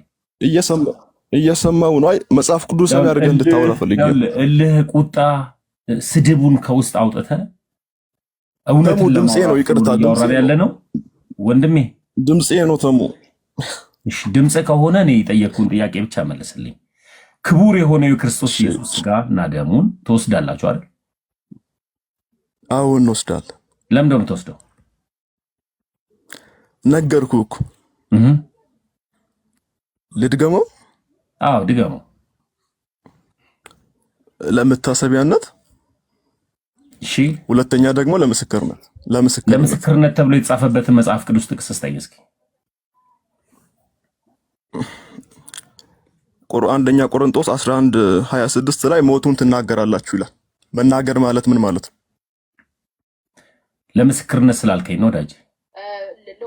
አይ መናገር ማለት ታዲያ ምን ማለት ነው? አንድ ጊዜ ከለኝ ሞቱን አንደኛ ቆሮንቶስ 11:26 ላይ ሞቱን ትናገራላችሁ ይላል። የጌታን ሞት ለመናገር ይህንን ጳውሎስ ለምን ነበር ያላቸው? አንደኛ ቆሮንቶስ ምዕራፍ 11 ቁጥር 26 ላይ ለቆሮንቶስ ቤተክርስቲያን ለምን ይህንን ሐሳብ ሰጣቸው? አውዱን ታውቀዋለህ? መጽሐፉን አውዱን ከጌታ የተቀበለ ትእዛዝ ቁጥር 23 ነበር። ለዛ አልነበረም ጳውሎስ ሐዋርያው ጳውሎስ ለቆሮንቶስ ቤተክርስቲያን ሰዎች ያን ይህንን ሐሳብ ሲሰጣቸው ቃሉን ስለተቀበሉ አይደለም ማለት ለዛ አልነበረም ይህንን ሐሳብ ሲሰጣቸው ነው። ለምን ሊላቸው ቻለ? እሺ ለምንድን ነው ሳታውቁ የምትወስዱ ብሎ ታች ላይ እኮ ይናገራቸዋል እኮ። እስከ 34 ያለውን አንብበኳል። ከአንድ ጀምሮ ያለውን ሐሳቡን ምዕራፍ 11 አዎ ለምን ነበር አውዱ የተጻፈው? ለምን ነበር የተጻፈው? ስርዓት ያለው አምልኮ በቆሮንቶስ ቤተክርስቲያን ነው ስላልነበረ ጭምር። የጌታ እራትን ወይም ደግሞ ስጋና ደሙን ለምን ነበር የሚወስዱት የነበረው እነሱ? ቀጥል የሰማው ለምን ነበር የሚወስዱት የነበረው የቆሮንቶስ ቤተክርስቲያን ሰዎች በዛ ሰዓት? አይ እኔ አላቅም። በቃ እኮ የማታውቅ ከሆነ አሁን ያነሳው ሐሳብ ላይ የቆሮንቶስ ቤተክርስቲያን ሰዎች ተሰብስበው በማህበር ተሰብስበው የሚበሉት ለመጥገብ ነበር። ጳውሎስ መጥቶ ነው ያስተካከላቸው። ገብቷል? በቤታችሁ ሳላችሁ አንዱ ለመጥገብ ይበላል፣ አንዱ ለስካር፣ አንደኛው ደግሞ ሳይበላ ያድራል ብሎ ይነግራቸዋል። በማህበር ተሰብስበው ሳሉ ይህንን ሐሳብ ደግሞ እንደገና ደግሞ 27 ላይ ሳታውቁት ሳይገባችሁ የምትወስዱት ፍርዱን ታገኛላችሁ ይላችኋል።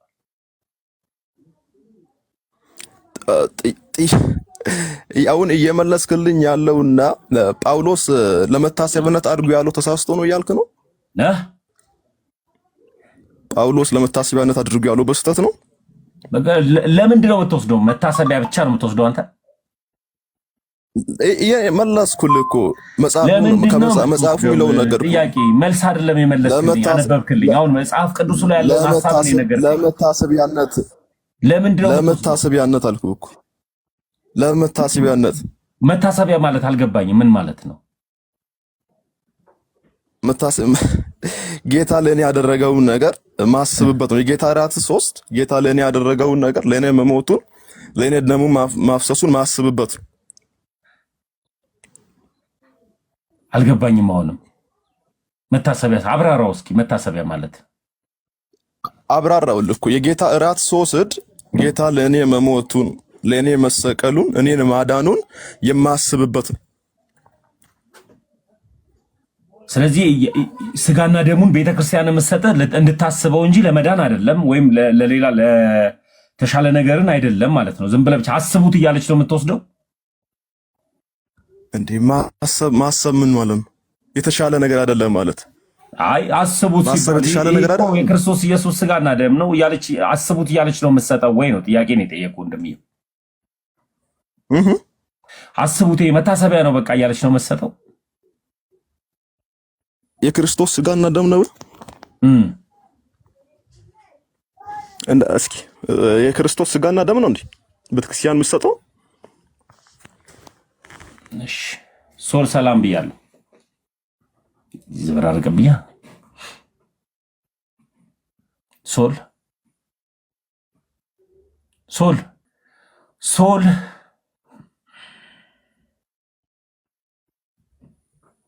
ሶል ወጣ።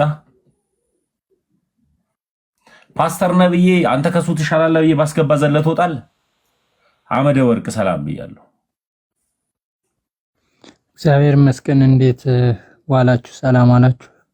እግዚአብሔር ይመስገን። የት ቤተ እምነት? እግዚአብሔር ይመስገን ኦርቶዶክስ ተዋህዶ። ለምን አንድ ቁጥር ደጋግመህ ጻፍክ? አይ ልጁ የሚለውን ነገር ያው ምናልባት በአንድምታ ለመንገር ፈልጌ ነበረ፣ ወረደ። ለዛ ነው ልጁ የተናገረውን ቃል በአንድምታ ለመናገር ፈልጌ ነበረ፣ ወረደ። ለዛ ነው። አንድምታ ማለትሽ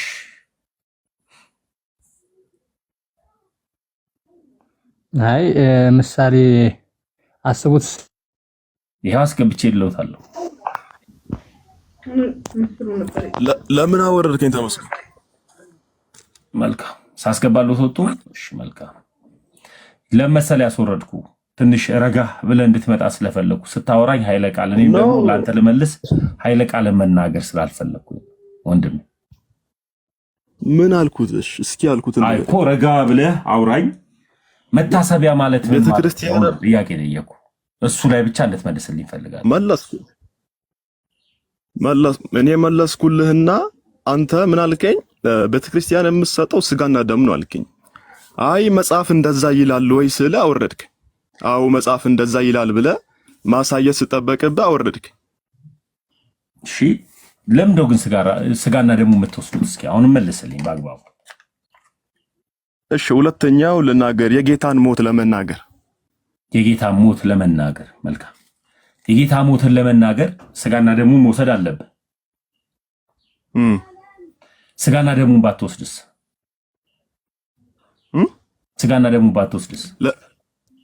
ለምንድን ነው ማልወስዱ? አይ ባትወስድስ? አንድ አይ ለምንድን ነው ስጋና ደሙን ባይወስድ? መውሰድ አለበት እንጂ ባይወስድስ? እንደዛ የሚል መጽሐፍ ቅዱሳዊ ትምህርት ይል እኮ ባይወስድስ? አሁን የኔ ጥያቄ ባይወስድስ? ስጋና ደሙን ባይወስድማ ለምንድን ነው የማይወስደው? እኮ የኔ ጥያቄ አንድ ሰው ክርስቶስን አምኛለሁ እያለ ድኛለሁ እያለ ከክርስቶስ ጋር ህብረት አለኝ እያለ ለምንድን ነው የጌታን ስጋና ራት የማይወስደው? ባይወስድስ? አሁን የኔን ጥያቄ አስበው። ስጋና ደሙን ባይወስድስ? አንድ ክርስቲያን አንድ ጴንጤ ስጋና ደሙን ባይወስድስ ምን ይሆናል? ምን ይሆናል ማለት ባይወስድ? እኔ አላቅም። መጽሐፍ ቅዱስ ምንም የሚሰጠው ነገር የለም ለኔ። እንዴት እኔ አላቅም? ለምሳሌ ያክል ለመታሰቢያነት ነው ብለኸኛል። መታሰቢያውን ለምሳሌ ያክል እኔ አንድ ቤተሰቤ ሞቶ መታሰቢያነት ባከብርም ባላከብርም የራሱ ጉዳይ ነው። በቃ እኔ ባይወስድም ባስበው ባላስበው ቤተሰብነቱን ባስታውለው ሁሌ ባስበው ችግር የለብኝም። ባላስበውም የራሱ ጉዳይ ነው። አንድ የሞተ ሰው መታሰቢያነቱን ባላስብም አንተ ግን ስጋና ደሙን ለምን ቢባል ሞቱን መሰክራለሁ ብለሃል። ሞቱን የምትመሰክር ከሆነ ባይወስድ ስጋና ደሙን አይ ተመስገን። አሁን ማለት ለምንድን ተሙ የድምጽ ይሰማል? ይቀጥላል። ጊዜ ስልክ ላውራ ትሪት ነው የሚሆነው ስጀምር። ክብረ ዓለም ወንድሜ እንዴት ነህ? የሰማው ነው ወንድሜ። እንዴት ነህ? እግዚአብሔር ይመስገን ይመስገን። እሺ አምደ ወርቅ ይቀጥሉ። እሺ ችግር ቀጥሉ። ከአምደ ወርቅ አውራ። እሺ ቀጥሉ አምደ ወርቅ።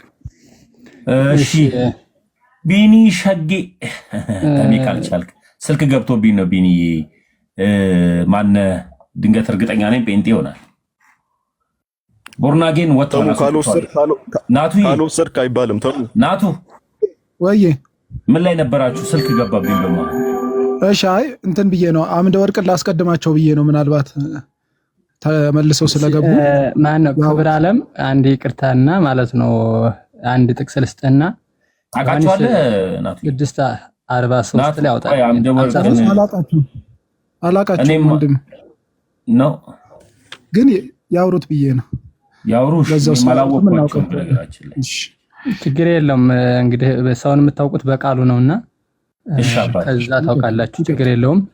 ክብረ ዓለም አውጣልኝ አንዴ። ምን አሉ? ዮሐንስ ወንጌል ምዕራፍ 6 ቁጥር 43 ላይ ያለውን አውጣልኝ። ኢየሱስም መልሶ እንዲህ አላቸው። ቁጥር 43 ላይ በመደበኛ ትርጉም ነው የማነበው። ላምብብኔ ወርኛ ነባለ። ኢየሱስም መልሶ እንዲህ አላቸው፣ እርስ በርሳችሁ አታጉረምርሙ። የላከኝ አብ ካልሳበው በቀር ማንም ወደ እኔ መምጣት አይችልም። እኔም በመጨረሻው ቀን አስነሳዋለሁ። በነቢያትም ሁሉም ከእግዚአብሔር የተማሩ ይሆናሉ ተብሎ ተጽፏል። አብን የሚሰማና ከእርሱም የሚማር ሁሉ ወደ እኔ ይመጣል። ከእግዚአብሔር ዘንድ ከሆነው በቀር አብን ያየ ማንም የለም። አብን ያየው እርሱ ብቻ ነው። እውነት እላችኋለሁ የሚያምን ሁሉ የዘላለም ሕይወት አለ። በቃ እሺ። ከዛ ደግሞ ማን ታነብልኛለህ? ዮሐንስ 51 ላይ ታነብልኛለህ። ከሰማይ የወረደ ሕያው እንጀራ እኔ ነኝ። አዎ ከሰማይ የወረደ ሕያው እንጀራ እኔ ነኝ። ማንም ሰው ከዚህ እንጀራ ቢበላ ለዘላለም ይኖራል። ይህም እንጀራ ለዓለም ሕይወት እንዲሆን የምሰጠው ሥጋዬ ነው። እሺ ይሄን አሁን 2 አነበብክልኝ። እንቀጥላለን ወደ ማብራሪያው። ከዛ ደግሞ ስንት ተድልኛለህ? 53 ላይ ተድልኛለህ። ቁጥር 53 ላይ እዛው ላይ ኢየሱስም እንዲህ አላቸው፣ እውነት እላችኋለሁ የሰው ልጅ ሥጋ ሥጋውን ካልበላችሁ ደሙን ካልጠጣችሁ በራሳችሁ ሕይወት የላችሁም። እሺ አሁን የመጀመሪያው ከሰማይ የወረደ እንጀራ ማንኛ አለ?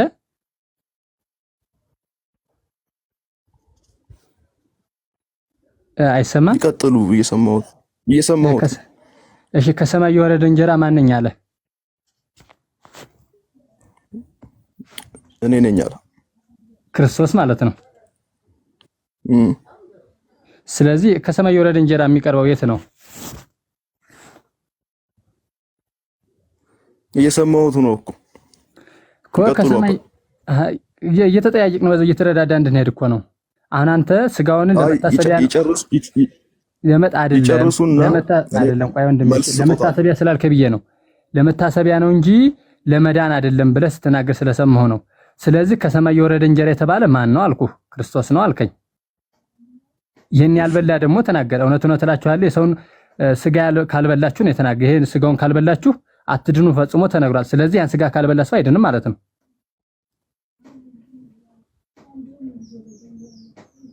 እሺ እየሰማሁት። አዎ ካልበላ አይድንማ። አዎ እሺ ወንድማችን እግዚአብሔር ይስጥልን። ስለዚህ እግዚአብሔር ስጋና ደም ስጋው ምን በላ ደሙንም ጠጣ ለመዳን ነው ማለት ነው፣ የዘላለም ሕይወትን ለማግኘት። ዮሐንስ 6 ላይ ተናገር ያለው። አዎ እሺ። ስለዚህ ምን ላይ ነው አንተ አርገባህ ያለ? ቀደም አሪፍ ነው። መጀመሪያ ብለዋሉ ከምን የወረድኩ እንጀራ ነኝ አለ? ከሰማይ የወረድኩ ከሰማይ የወረደ እንጀራ ነው። እሺ እኛ ግን አሁን በቤተክርስቲያን የምንወስደው ከሰማይ የወረደውን እንጀራ ነው ወይንስ ቤተክርስቲያን የምታዘጋጀውን እንጀራ ነው? እሺ አንድ ጥያቄ እዚህ ላይ እጠይቅሃለሁ። እሺ እንግዲህ አንድምታ ትቀበላለህ? የቤተክርስቲያን አንድምታ ትቀበላለህ? ከመልሱ ጋር ጠይቁ እኮ አሁን እኮ ያልባልክ ልክ እኮ ነው። ይሄ ምድር የሚዘጋጅ ነው ወይስ ከሰማይ የወረደው ነው የምንበላን ያልከኝ? አዎ እኛ የምንበላ ከሰማይ የወረደውን ነው። ስለዚህ ደግሞ እኔ እነግርሃለሁ። ከሰማይ የወረደውን እንጀራ ነው የምትበሉት? አሁን ምን አሉኝ? ከሰማይ የወረደውን እንጀራ ነው የምትበሉት? አዎ ከሰማይ የወረደው ነው። ከሰማይ የወረደው ነው ስንል ግን በቃ አንዴ ቆይ፣ እዚህ ጋር ገባ። ልነግርህ ነው መጀመሪያ አንደኛ ቆሮንቶስን ያውጡ መኮን አወጣልህ ነው። ይሄን አወጣልሃለሁ፣ ችግር የለም። አንተ በምትለው ልክ እንሄዳለን እኮ አልኩህ። የምታወጣውን ጥቅስ ሁሉ እየተረዳ ነው እንሄዳለን። መጀመሪያ ግን እዚህ ጋር እንዳይጥሉ የምንቆርሰው ከሰማይ የወረደውን እንጀራ ነው ብሎ አሉ። እሺ ይቀጥል። ከሰማይ የወረደውን እንጀራ ያብላ። እሺ ከዛ ምንድነው የሚለው ማቴዎስ ፋይል አወጣልና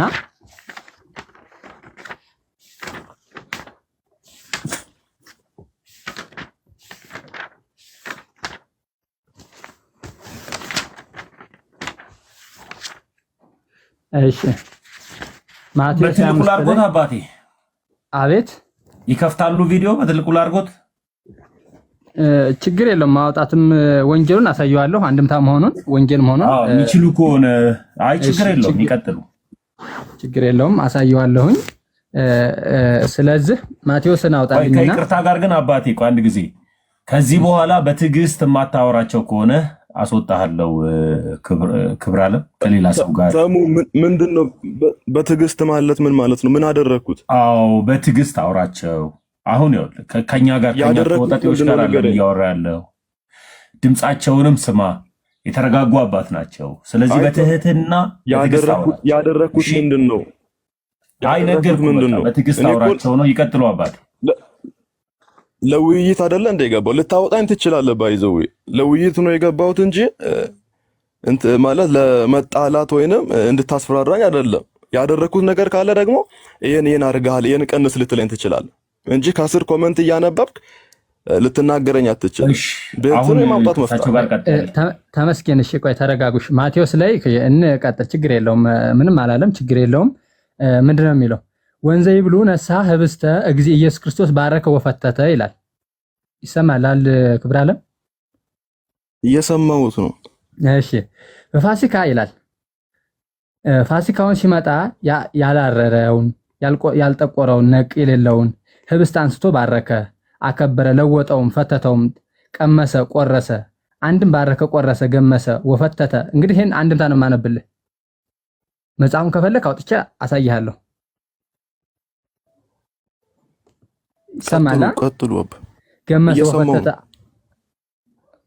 13 አደረገ። እንደውም ከእርሱ ጋር 12ቱ ደቀ መዛሙርት ነበሩትና ከዚህ ጋር 13 ሆኖ በጌዲዮን ልማድ ጌዲዮን 13 ሆኖ ሰውቶ ነበር። አንድም በ13 አጽኦ ዕጣን ምሳሌ አድርጎ ዘውቱ ስጋዬ ወዘውቱ ደሜ ባለ ጊዜ ትኩስ ስጋ ትኩስ ደም ሆኖ ነበር ይላል። እየሰማኝ ነው? ትኩስ ስጋ ምን አለ? አንድም ዘውቱ ስጋዬ ዘውቱ ደሜ ባለ ጊዜ ትኩስ ስጋ ሆኖ ነበር። የዛ ጊዜ እንግዲህ እነሆ ስለ አዲስ ኪዳን። እሺ ቀጥልሽ ልስማ።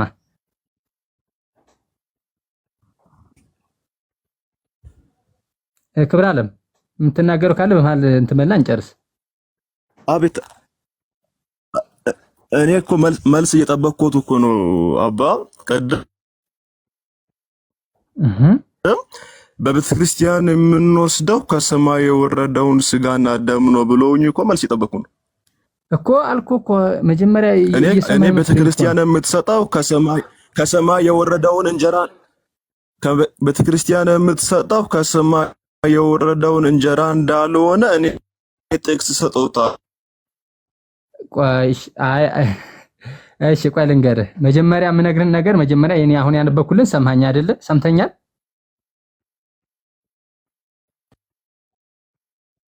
አንድ ክብር አለም እየተሰማህ ነው? ያነበብኩልን ከሰማኸኝ እኮ አልኩህ። ይኸው ምሳሌ ማለት ነው። አንድም ዘውቱ ስጋዬ ወዝንቱ ደሜ ባለ ጊዜ ትኩስ ስጋ ደም ሆነ። ትኩስ ስጋና ደም ሆነ ምንድነው? አይሰማህም እንዴ? እየሰማሁ ነው። የትኛው ወንጌል ላይ ነው? ወንጌሉ ላውጥ ብዬ ነው። ማቴዎስ ላይ ነው። አንድምታ ነው። አንድምታ አለ።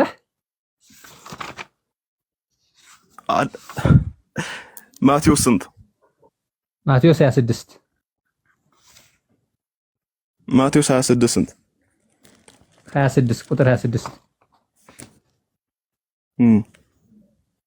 ምንድነው? እየበሉ ሳሉ ኢየሱስ እንጀራን አንስቶ ባረከ፣ ቆርሶም ለደቀ መዛሙርቱ በመስጠት እንካችሁ ብሉ፣ ይህ ስጋዬ ነው አላችሁ። አሁን እኮ እዚህ ላይ ተስማምተናል እኮ። ቅድም እኮ ዮሐንስ ወንጌል ምዕራፍ 6 ላይ ነገሩኝ እኮ ከሰማይ የወረደ እንጀራ ይህ ነው አላችሁ። አዎ ያን ተቀበልኩት። አሁን ኢየሱስ ከሰማይ የወረደ እንጀራ ነው። እዚህ ጋር እኮ አንከራከርም። ይሄን ሁላችንም እንቀበለ። ግን አሁን በቤተ ክርስቲያን የምትሰጠው የምታዘጋጀው እንጀራ ከሰማይ የወረደውን ነው ወይ ነው ጥያቄው እኮ። ስለዚህ ቀጥታ የጌታን እና ተብሎ ቁርስ ተደርጎ ነው ወይ የሚበሉት? ኦርቶዶክስ ላይ ጌታን ራሱ እና መጥቶላቸው ቁርስ ያደረጉ ነው ወይ የሚበሉት? ነውስ ምንድነው? አሁን ልንግባባ የምንችለው በዚህ ነው። አሁን የምትለኝ እሺ በቀላል አማ እሺ ረኛ ልናገሩት አባና ማቴዎስ 26 ላይ ስጋውና ደሙን የወሰደ የዘላለም ሕይወት ያገኛል። አቤት ድምጽ የተሰማ ከሆነ እኮ ምንድነው ያልከኝ? እንጀራውን የበላ ጽዋውን የጠጣ የዘላለም ሕይወት ያገኛል። በማቴዎስ 26 የማያገኘው ያገኛል አያገኝም? በማቴዎስ ወንጌል ምዕራፍ 26 መሰረት ያገኛል አያገኝም? አሃ እኮ ይሄ እኮ የተሰጠ እኮ ነው እኮ ያገኛል። ለምን እንደማያገኝ? አዎ በደንብ ነው የሚያገኘው። ሲባርከው እኮ አንድም ከሰማይ እኮ ትኩስ ስጋ ሆነ፣ ትኩስ ስጋና ደም ሆነ እኮ ነው። እሺ በቃ አሁን አገኘሁትና እሺ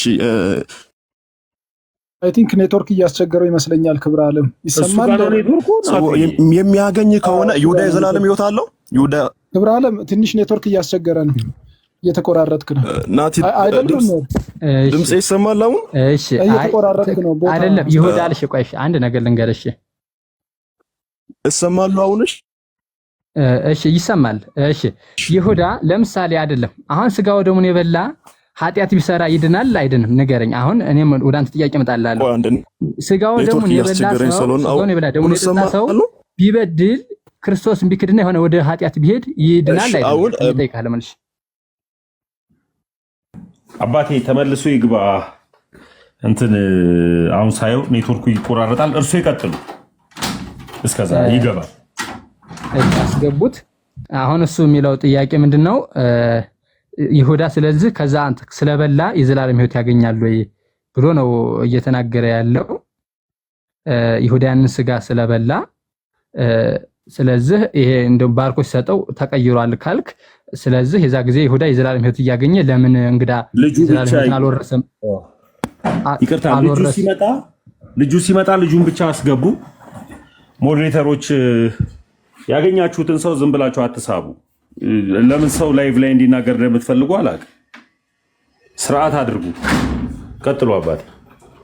ስለዚህ ለምን ስለሚለው ስለዚህ ሰው ስጋው ደሙ ስለበላ ብቻ ድነት ይሰጣል። አዎ ጌታን ከጌታ ጋር ሕይወት እናገኝበታለን። ስጋን የበላ ደም የጠጣ የዘላለም ሕይወት አለው። የመጀመሪያው በቤተክርስቲያናችን ክብርተ ተመለስ የመጀመሪያው የቤተክርስቲያናችን የክርስትና በር ተብሎ የሚጠራው ምንድነው? ጥምቀት ነው። የስጋዊ ልደት ከስጋ እንደሆነ የመንፈስ ልደት ደግሞ ከውሃና ከመንፈስ ነው። ይሄ የክርስትና በር። ከዛ እስከ በኋላ ስጋው ደሙን እንበላለን፣ ደሙን እንጠጣለን። ይሄም ጌታ ባዘዘን ልክ ማለት ነው። ስጋውን በልተን ግን ከዛ በኋላ ስራ ባይኖረን እንጸድቃለን አይጸድቀን የሚለው አሁን የይሁዳ ታሪክ እዚህ ጋር ነው። ስለዚህ ይሁዳ ስጋው ደሙን ከበላ በኋላ ለምን የዘላለም ሕይወትን አልወረሰም ነው አሁን ያንተ። ስጋው ደሙን እኛም እኮ በ40 ቀንና መጀመሪያ የሰው ልጅ በ40 እና ሴት በ80 የዛ ጊዜ ስጋው ደሙን ይቀበላሉ። ተቀበለው ቢክዱ ወይም ወደ ሌላ ኃጢአት ቢሄዱ እንዲህ ይድናሉ አይድኑም? ጥያቄ ወደ አንተ ነው። አሁን ይሄን ጥያቄ እንትን ምለው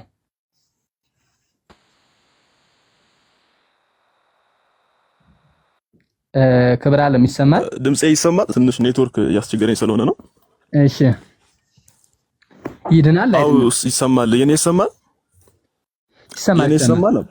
ይሰማል የኔ ድምጽ ይሰማል። መልካም እሺ ኦኬ። እና ኦኬ አሁን በእርሶ ንግግር አሁን በተናገሩት ንግግር ስጋና ደሙ ብቻውን የዘላለም ሕይወት መስጠት አይችልም ማለት ነው፣ ከስራ ጋር ጭምር ነው። አሁን ይኸውልህ መጀመሪያ እንትን እኮ አሁን አንተ በሌላ ቤት ስለሆንክ ግልጽ ያልሆነልህ ነገር እዚህ ላይ ነው ልንገርህ። ስለዚህ አሁን አንተ ስጋው ደሙ ያድናል። አዎ ያድናል፣ የዘላለም ሕይወትንም ያሰጣል። ስጋዬን ብሉ ደሜንም ጠጡ ብሎ ራሱ ባዘዘን ልክ ስጋውን እንበላለን፣ ደሙን እንጠጣለን። አዎ የዘላለም ሕይወት ያሰጣል። ግን የዘላለም ሕይወት የሚያሰጠው ስጋ በልተን ከበደልንስ፣ ለምሳሌ ስጋው ደሙን በልተን ያልሆነ ነገር ለምሳሌ ወደ ርኩስ መንፈስ ሄደን በዝሙት በሆነ ነገር ብንጠመድ ግን ከክርስቶስ እንደውም ዳግም የበለጠ ለዕዳ ነው የሚያጋለጠን። ለበለጠ ኃጢአት ከክርስቶስ ጋር ለበለጠ ኃጢአት ነው ሲጀመር። እንደው መጀመሪያ ስጋው ደሙን ሳናውቀው አዳይ መሆኑን ለምን እንደምንበላው ሳናውቅ ራሱ ብንጠቀም ያ ዕዳ ፍዳ ነው።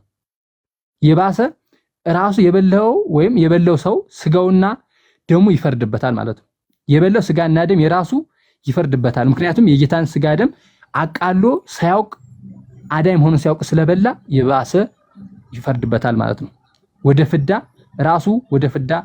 ወደ መከራ ስጋና ወደ መከራ ነፍስ ይከተዋል ማለት ነው። ስለዚህ ከበላ በኋላም ስጋው ደሙ ተበላ በኋላ ራሱ ለምሳሌ ጥምቀት ያድናልናልና እምነት ያድናልናል። አምነን ግን በኋላ በምንሰራው ኃጢአት ግን እንጠየቃለን። አሁን ለምሳሌ ከዳን በኋላ ድነት በዛ እኛ በኦርቶዶክስ አስተምሮ ድነናል። እየዳን ነው እንድናለን ብለን ነው የምናስተምር። ይሰማኝ ነው ድነናል እየዳን ነው እንድናለን ምንም ለዚህ ነው ድነናል የዳን በጌታችን በመድኃኒታችን በኢየሱስ ክርስቶስ በከፈለልን ዋጋ ካዳ በመጣብን ዕዳ ድነናል። ያንንም ድነት አንዴ በጥምቀት በእምነት በጥምቀት ስጋው ደሙ በልተንም ድነት እንድናገኝ ክርስቶስ ሰጥቶናል። ግን ያንን የዳነውን ካጠፋ ነው እንጠፋለን ማለት ነው። እየሰማኝ ነው? ኦኬ እሺ መልካም።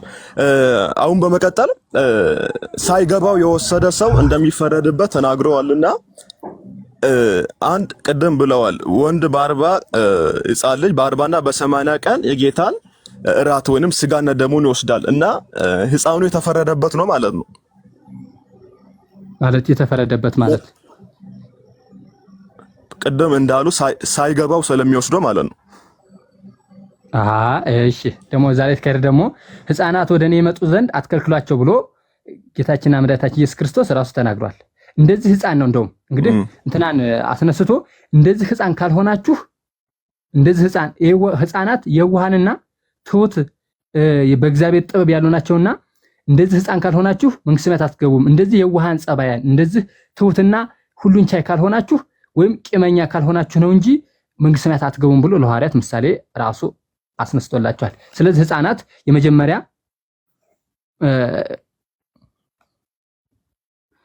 ማለት ታላይ እስኪ እንትን አትበሉ ምንድነው ሕፃናት የመጀመሪያው በእናትና በአባታቸው እምነት እናትና አባቶቻቸው ለነሱ መልካም የሚሆነው ነገር ስለሚያደርጉላቸው ሕፃናት ደግሞ ባያውቁትም የሚገባቸው የሚያስፈልጋቸው እናትና አባታቸው ያውቁልና ስጋው ደሙን ይቀበላሉ። ያንም ደግሞ ከጌታችን ከመድኃኒታችን ከኢየሱስ ክርስቶስ ጋር አንድ ለመሆን ወይም እሱ የሱን ልጅ ለመሆን ከ40ና ከ80 ጋር አብረው ይቀበሉታል ማለት ሲጠመቁ አብረው የጌታን ስጋና ደም ይበላሉ ማለት ነው። በዛ በልተው ደግሞ አንድ ነገር የምትይዝልኝ ደግሞ ሕፃናት በ40ና በ80 ከበሉ በኋላ አይበሉ ማለት አይደለም።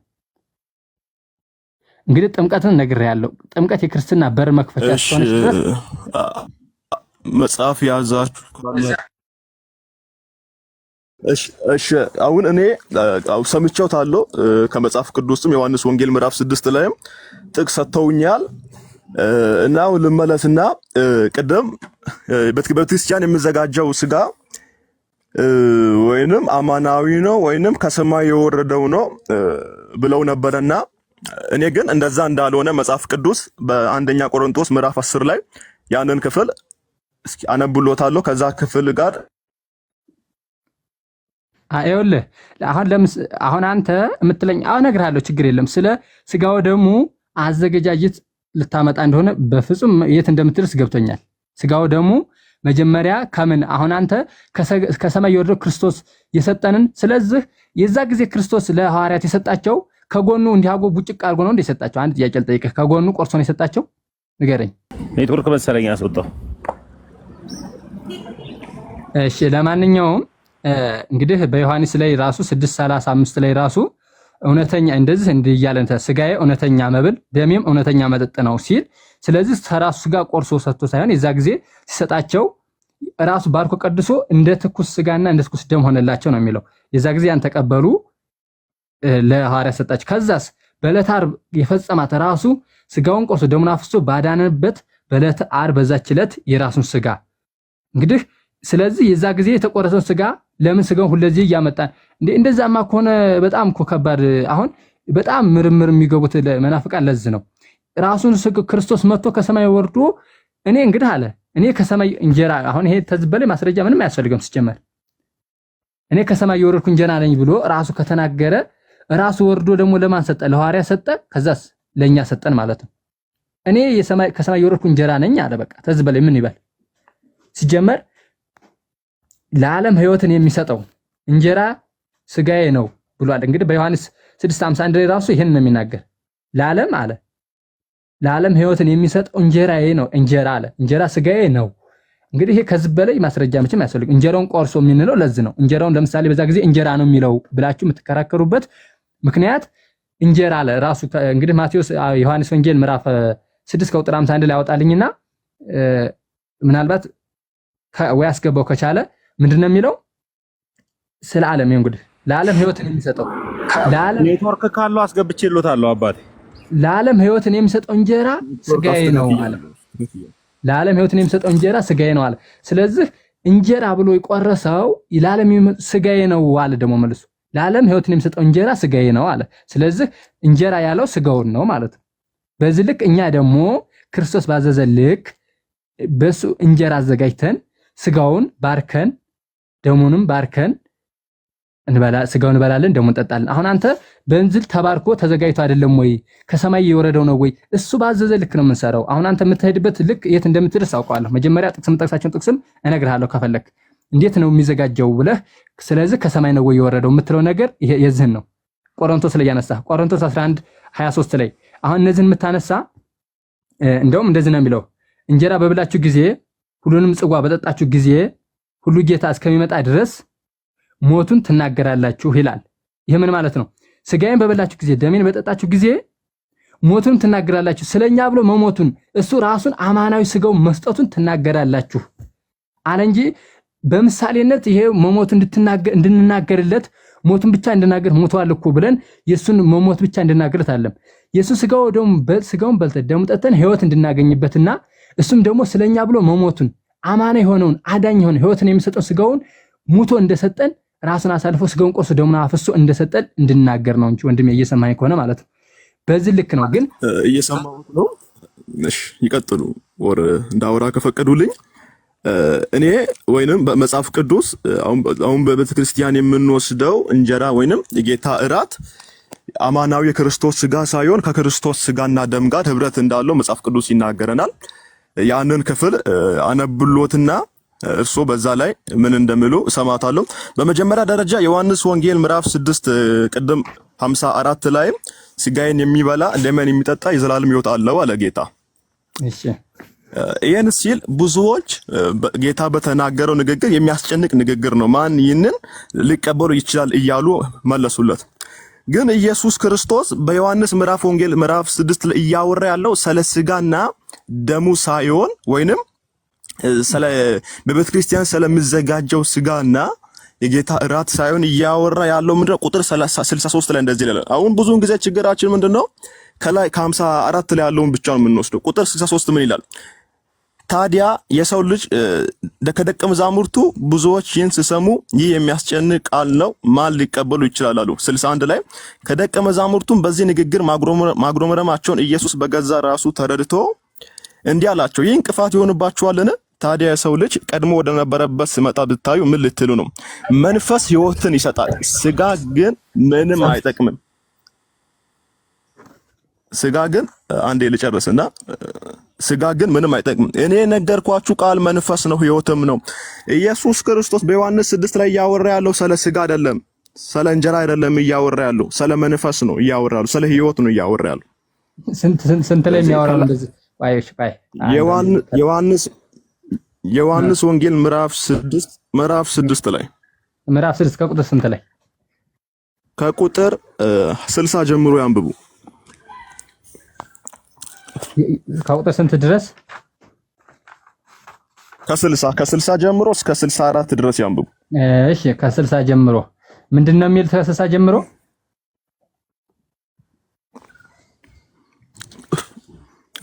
ያንብቡ። አሁን አንብቤዋለሁ፣ ደግሜ ላንብበው። አንብበው። እሺ አንብበው። እሺ ከደቀ መዛሙርቱ ብዙዎች ይህንን ሲሰሙ ይህ የሚያስጨንቅ ቃል ነው፣ ማንስ ሊቀበሉ ይችላል አሉ። ምኑን ሲሰሙ? ኢየሱስ ስጋዬን ካልበላችሁ ደሜን ካልጠጣችሁ የዘላለም ሕይወት የላችሁም ያለውን ቃል ሰምተው ማን ሊቀበለው ይችላል አሉ። 61 ላይ ደቀ መዛሙርቱም በዚህ ነገር ማጉረምረማቸውን ኢየሱስ በገዛ ራሱ ተረድቶ እንዲህ አላቸው፣ ይህ እንቅፋት ይሆንባችኋልን? ታዲያ የሰው ልጅ ቀድሞ ወደ ነበረበት ሲወጣ ብታዩ ምን ልትሉ? መንፈስ ሕይወትን ይሰጣል፣ ስጋ ግን ምንም አይጠቅምም።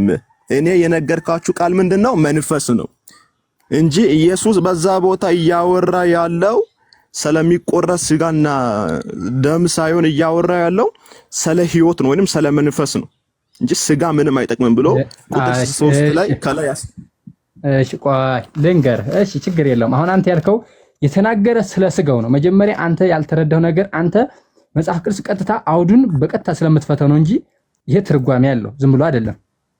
የመጀመሪያው እንግዲህ እንደዚህ ነው የሚላቸው በጉባኤ ዋለ ካደረ በኋላ ደቀ መዛሙርቱንም ልማድ ነውና እንዲህ አለ እንጂ ወገን አንድ ወገን ህዝቡ ናቸው ከህዝቡ ይህን ነገር የሰሙ ብዙዎች ይህ ነገር ድንቅ ነው ረቂቅ ነው አሉ ይላል ያን ነገር ሲናገራቸው ድንቅ ነው ረቂቅ ነው በጣም ከበዳቸው አለ ምንድነው የከበዳቸው ያን ነገር በነገራቸው ሰዓት ስለ ስጋው ደሙ ሲነግራቸው እንዴት ይሄ ይሆናል ብሎ ነገር ወመኑ ይጸልል ሰሚዖቶ ይላል እንደውም ወመኑ ይክልወ ሰሚዖቶ መስማት የሚቻለው ማን ነው ወይስ ማሰማትስ ጆሮውንስ መብረቅን ይሰማልን ብሎ ለገራቸው ማለት ይሄን ነገር ይሄ ቃል እግዚአብሔር እውነት መስማት የሚቻለው ነገር አለን ይሄ መብረቅንስ መስማት ማያትስ የሚቻለው ነገር አለን ብሎ ምክንያቱም የስጋው ደሙ ረቂቅነት ከባድ ስለሆነ ይሄ መስማት የሚቻለው ነገር አለን ብሎ በጣም ከበዳቸው የሚናገረው ማለት ነው መስማት የሚቻለው ማን ነው መስማት ጆሮው መብረቅንም ይሰማል ብሎ ለቦታው ሲል ነው ማቅረቢያ የነገራቸው ይላል ለማንም ይቻለዋል አለ ለማንም ይቻለዋል ክርስቶስ ራሱ የተናገረው ማለት ነው ለማንም ይቻለዋል ጌታ ኢየሱስ ህዝቡ ስለዚህ እዳ እንደሆነ በልቦናቸው አውቆ እነሱ እንዳዘኑ በልቦናቸው አውቆ ነው የሚለው ወይ ቤሎ ዝንቱ ወይ አፈቅሮሙ ዝንቱ ውቱ ህብስተ ዘወረደ እማይ ብሎ ነበርና ያስደንቃችኋል ይሄ ነገር የሚደንቅ ነውን አላቸው ይላል ይሄ ነገር ይደንቃልን ወልደ ጓለ መሕያው ክርስቶስ ቀድሞ ወደ ነበረበት ወደ ሰማይ ሲያርግ ብታዩ እንደምን ያስደንቃችኋል ይላል ከዛ እንግዲህ እዚህ ላይ በደንብ መረዳት አለብን ይሄ ይደንቃችኋል ክርስቶስ ወልደ ጓለ መሕያው ወደ ሰማይ ቢያርግ ይደንቃችኋልን አላቸው ይላል ስለዚህ የሥጋ ደሙ ብሰጣችሁ ይደንቃችኋል ወይ አሁን እዚህ ላይ ልባልኝ አሁን መንፈስ ነው አልክ መንፈስ ይጨበጣል ይዳሰሳል አንድ ነገር መጠይቅ ነገር ብሉ ሲል መንፈስ ይዳሰሳል ይጨበጣል መንፈሱን ብሉ ማለት ነው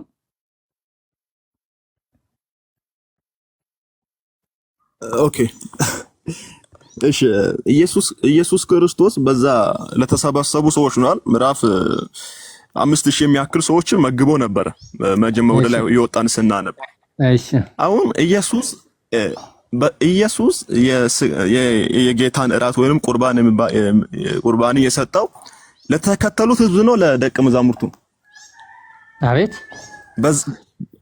ኢየሱስ በዛ አሁን በዮሐንስ ወንጌል ምዕራፍ 6 ላይ እየተናገረ ያለው ከሰማይ ስለወረደው እንጀራ ነው አይደል እሺ የሰው ልጅ ከሰማይ የወረደውን እንጀራ ካልበላ ወይንም ስጋውን ካልበላ ደሙን ካልጠጣ የዘላለም ሕይወት የለውም እሺ የለውም እና ሰዎች ግን ምን አሉ ይሄንን ስጋውን እንዴት ልንበላ እንችላለን ነው ጥያቄው እንኳን እንዴት ልንበላ እንችላለን ሲል ኢየሱስ ምን አለ እኔ የነገርኳችሁ ቃል መንፈስ ነው ስጋ ምንም አይጠቅምም አለ ምክንያቱም ሰዎቹ የተረዱት መረዳት ምንድነው የኢየሱስን ኖርማል የለበሰውን ስጋ እንዲበሉ ያወራ ያለ መስሏቸው ነበር ሰዎቹ አሁን እዚህ ጋር አሁን እንመለስና ቆሮንቶስ 10 ላይ እንደዚህ የሚል ቃል አለ 10:14 ላይ ይሄን ክፍል ቢያወጡ መልካም ነው እሺ አወጣለሁ ችግር የለም ቆሮንቶስ እሺ አሁን ቆሮንቶስ እሺ አወጣው እሺ ምዕራፍ 10:14 ላይ ከ14 አንደኛ ቆሮንቶስ ነው አንደኛ ቆሮንቶስ ምዕራፍ 10 እሺ ወይ 16 ላንብብ ለማሳጠር ያክል እሺ አንብባ አውጣው እሺ እኔም አነብልሃለሁኝ አውጣና ብቻ ቃል እግዚአብሔር ከርፈ እንዳታነብ እንጂ ችግር የለውም አንብብ 10 ያሉ ሰዎች 10 ስንት ነው ያልከኝ ሌሎቻችሁ ከስር 16 አንብብ እሺ 16 የምንባርከው የኔ መደበኛ ትርጉም ነው 1954 ያለው ካለ ማንበብ ይችላል ኦር በዚህም ላነቦ ይችላል ግን እሺ አንብብልኝ ምንድነው እኔ ላንብብልህ አንብቡ ከ18 ጀምሮ ከ16 ጀምሮ ይህ የምንባርከው የበረከት ጽዋ ከክርስቶስ ደም ጋር አንድ አይደለምን የምንፈትተው ይሄው እንግዲህ ዝላየው የምንፈትተው ይህስ ህብስት ከክርስቶስ ሥጋ ጋር አንድ አይደለምን ህብስቱ አንድ እንደሆነ እንዲሁ እኛም በብዙዎች ስንሆን አንድ አካል ነን ሁላችን ከአንድ ህብስት እንቀበላለንና ይላል ከአንድ ህብስት እንቀበላለን እስራኤል እሺ ቀጥልሽ አሁን 11:23ን ይጨምሩ 11:23 ቅድም ነግሬያለሁ። 11:23 ይህ እንጀራ በበላችሁ ጊዜ ይላል። ላንብብልህ። እሺ ቆይ ላውጣውና ከእግዚአብሔር እንደተማረው ከእግዚአብሔር እንዲህ ይላል። ከእግዚአብሔር እንደተማርሁ አስተምሬያችኋለሁ። ጌታችን ኢየሱስ ክርስቶስ እርሱ ራሱን በያዙበት በዚያች ሌሊት ህብስቱን አነሳ፣ አመሰገነ፣ ባረከ፣ ፈተተ፣ እንዲህም አላቸው፣ እንኩ ብሉ፣ ስለ እናንተ የሚሰጠው ሥጋዬ ይህ ነው፣ መታሰቢያ እንዲሁ አድርጉ። እንዲሁም ህብስቱን ከተቀበሉ በኋላ ጽዋውን አንስቶ አዲስ ሥርዓት የሚጸናበት ይህ ጽዋ ደሜ ነው፣ እንዲህ አድርጉ፣ በምትጠጡበትም ጊዜ አስቡኝ አላቸው ይላል። እሺ የፈለካት መቼም ኦኬ። እሺ አዎ፣ ለምን አድርጉ አላቸው? ለዘላለም ሕይወት አድርጉት ነው፣ ለመታሰቢያ አድርጉት ነው ያለው? እሺ ቅድም እሺ አሁን እዚህ ላይ ማስተዋል ያለብህ ለመታሰቢያ አድርጉት አለ አልክ። ይሄ ጥቅሱ ማለት ነው። እሺ አሁን እዚህ ላይ መታሰቢያ አለ። ከዛስ ምንድነው የሚለው? ታይ ደግሞ ምንድነው የሚል? ህብስቱን ከቀበሉ በኋላ ጽዋውን አንስቶ አለ አዲስ ሥርዓት የሚጸናበት ይህ ጽዋ ደሜ ነው አለ ይላል። ስለዚህ እሺ እየሰማው ነው። እሺ ጽዋ ደሜ ነው፣ ይህን አድርጉ፣ በምትጠጡበት ጊዜ አስቡኝ አላቸው። ቁጥር 26 ምን ይላል? እሺ ይህን ህብስት በምትበሉበት ይህንንም ጽዋ በምትጠጡበት ጊዜ ሁሉ ጌታችን እስከሚመጣበት ቀን ድረስ ሞቱን ትናገራላችሁ ይላል። እሺ አሁን ይሄንን ትእዛዝ ጳውሎስ ከጌታ ነው የተቀበለው አይደለም? በትክክል ነው እንጂ የጌታን እኔ ክርስቶስ እንደምመስል እናንተም እኔ መሰሉ ሲል እኮ ክርስቶስን ስለመሰለ ነው። በክርስቶስ ያስተማረውን ስራ ስለሚሰራ በክርስቶስ ስለሄደ ነው። አሁን እዚህ ጋር ጳውሎስ ምን ይላል? ሰዎች የጌታን እራት መውሰድ ያለባቸው ለምንድን ነው? በመጀመሪያነት ቁጥር 24 ለምን አለ? ለመታሰቢያነት አድርጉታል።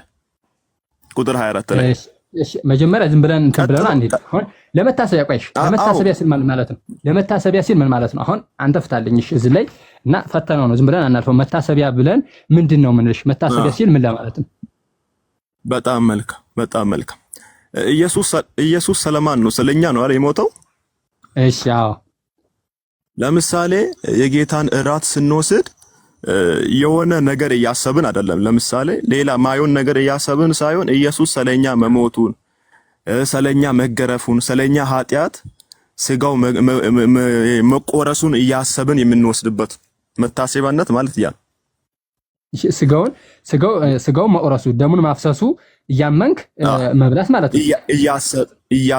እያሰብ ለኔ ነው ይሄ ሁሉ ደም ለኔ የተቆረሰው ስጋ ለኔ ነው። ክርስቶስ የሞተ ለምንድን ነው? ስለኛ ክርስቶስ የሞተ ስጋውን የቆረሰ ደሙን ያፈሰስ ስለምን ነው? እኛን ለማዳን። እሺ ከዛ ዮሐንስ ላይ እንሄዳለን። ስለዚህ እኛን ለማዳን ነው የሞተው። ስለዚህ ደግሞ ከሰማይ የወረደ እንጀራ ብሎ ራሱ ተናግሯል። ይሄን እዚህ ጥቅስ ጋር አሁን አንተ ጥቅስ ጠቀስኩ አይደል? ከዚህ ጥቅስ ጋር አብሮ እንዲሄድ ማለት ነው። ከሰማይ የወረደ እንጀራ ማን ነው? እዛ ጋር እንሄዳለን፣ እንመለሳለን። አሁን የኛውን እንጨርሰውና እዚህ ጋር ጳውሎስ 23 ላይ ይሄንን ትእዛዝ ከጌታ ነው የተቀበልኩት እያለ ነው። እሺ ጳውሎስ ራሱ አይደለም ሆነ ፈልስፎ ሳይሆን ከጌታ የተቀበለው ትእዛዝ ነው።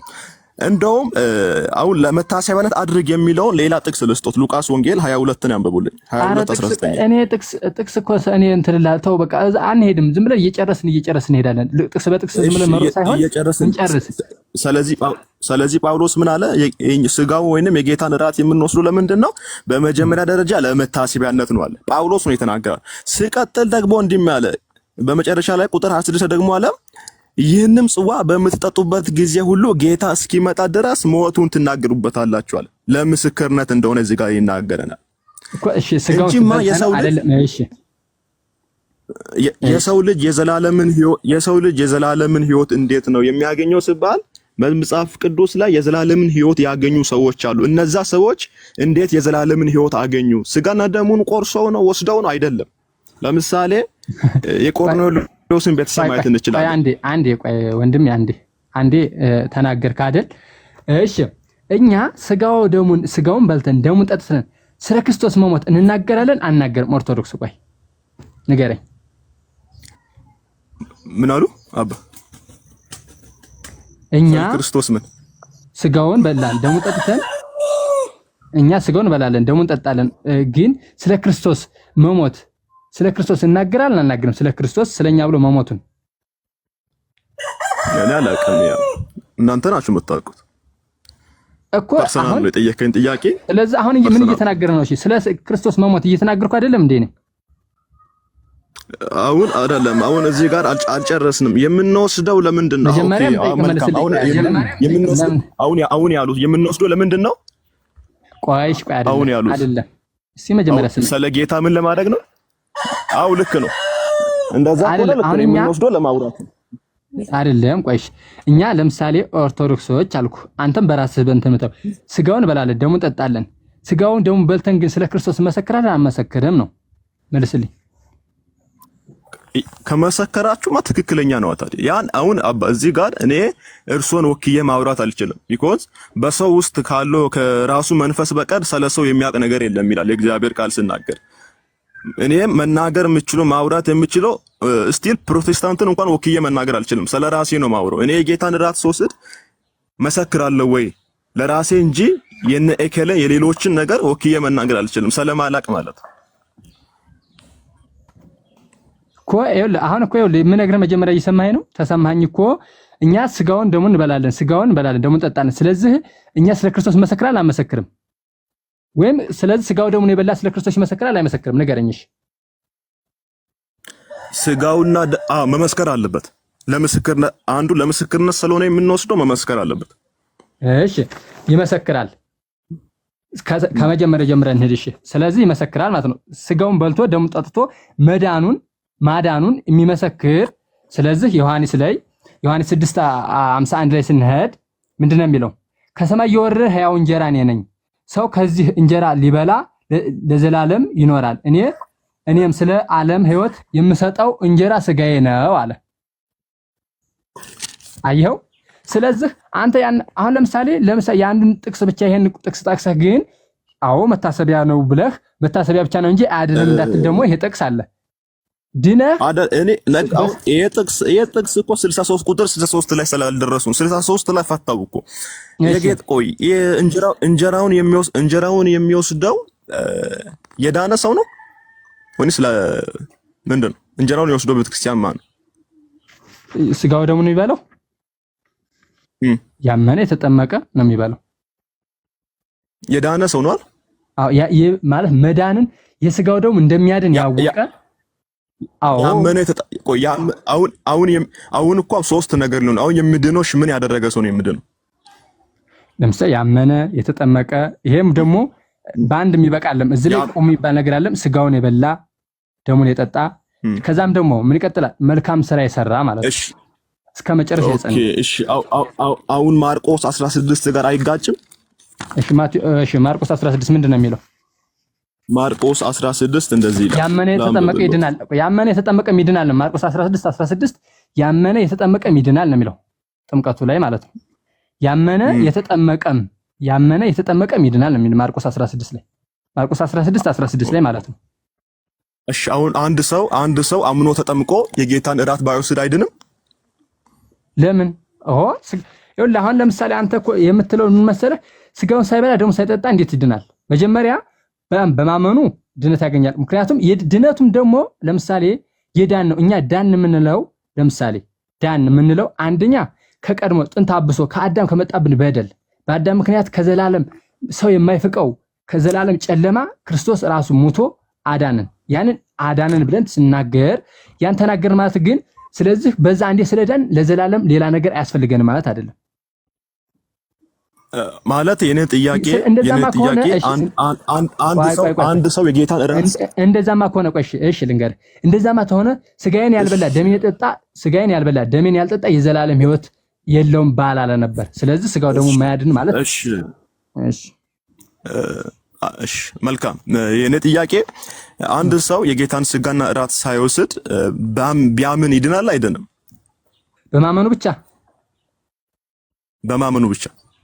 በማመኑ ብቻ አይደለም። አይደለም በማመኑ ድነት ያገኛል። ግን ነግሬሃለሁ እኮ መጀመሪያ ይኸውልህ፣ መጀመሪያ ተረዳኝ። የመጀመሪያው በማመኑ ብቻ ይድናል ወይ አይድንም? በአመነ በክርስቶስ በማመኑ ድነት ያገኛል? አዎ አያገኝም አይደለም። ግን የሚቀረው ምን አለ? አመነ ያመነ የተጠመቀም ሲል እኮ ጥምቀቱ ከዛስ የክርስትና በር መክፈቻ ጥምቀት ነው ብያለሁ። ወደ ክርስትና ከገባ በኋላስ ደግሞ ያ ይኸውልህ ቅጽበታዊ አይደለም ድነት አንድ የሚፈጸም አንድ ብቻ ቅጽበታዊ ድነት የሚፈጸመው አንድ በቅጽበት አይደለም። ለምሳሌ አንድ ሰው አሁን አንተ አምኛለሁ ብለሃል፣ ያመንክለት ብትሞት ትድናለህ እንዴ? ድነት ቅጽበታዊ ነው። ኧረ በፈጣሪስ ድነት አንድ መጽሐፍ ቅዱስ ማስረጃ ስላለኝ ነው። ቆይ ማስረጃ አለኝ። ድነት ቅጽበታዊ ነው። እሺ አንተ በማመን ብቻ ነው የምትድነው? አሁን አይደለም። አሁን ድነት ቅጽበታዊ ነው። ድነት ሂደታዊ እንዳልሆነ የቱ ጋር ነው ማስረጃ ካሉኝ ማስረጃ ሰጣለሁ። ግን እርሶ ደግሞ አይ ድነት ሂደታዊ ነው ቅጽበታዊ አይደለም የሚለው ያሉትን ደግሞ ለዛ ማስረጃ ላይ እንድሰጡኝ ይፈልጋሉ። ቅጽበታዊ እንደሆነማ እኔ እነግርሃለሁ፣ ችግር የለውም። መልካም ስራ እንደሚያስፈልግ፣ ጥምቀት እንደሚያስፈልግ፣ ስጋውን መብላት እንደሚያስፈልግ፣ ከዛን ደግሞ መጀመሪያ ማመን እንዳለብህ፣ ከዛስ መጠመቅ እንዳለብህ፣ ስጋው ደግሞ መብላት እንዳለብህ፣ ከዛ ደግሞ መልካም ስራ ከዛስ ደግሞ መልካም ስራ እስከ ፍጻሜው በመጽናት እንዳለብህ ይናገራል። ይሄን ደግሞ ጥቅስ በደንብ አድርጌ ጥቅስ እነግርሃለሁ። ላውጣና ልንገር ከፈለግ። አሁን እኔ እያልኩት ያለው ለምሳሌ አንድ ሰው ሲያምን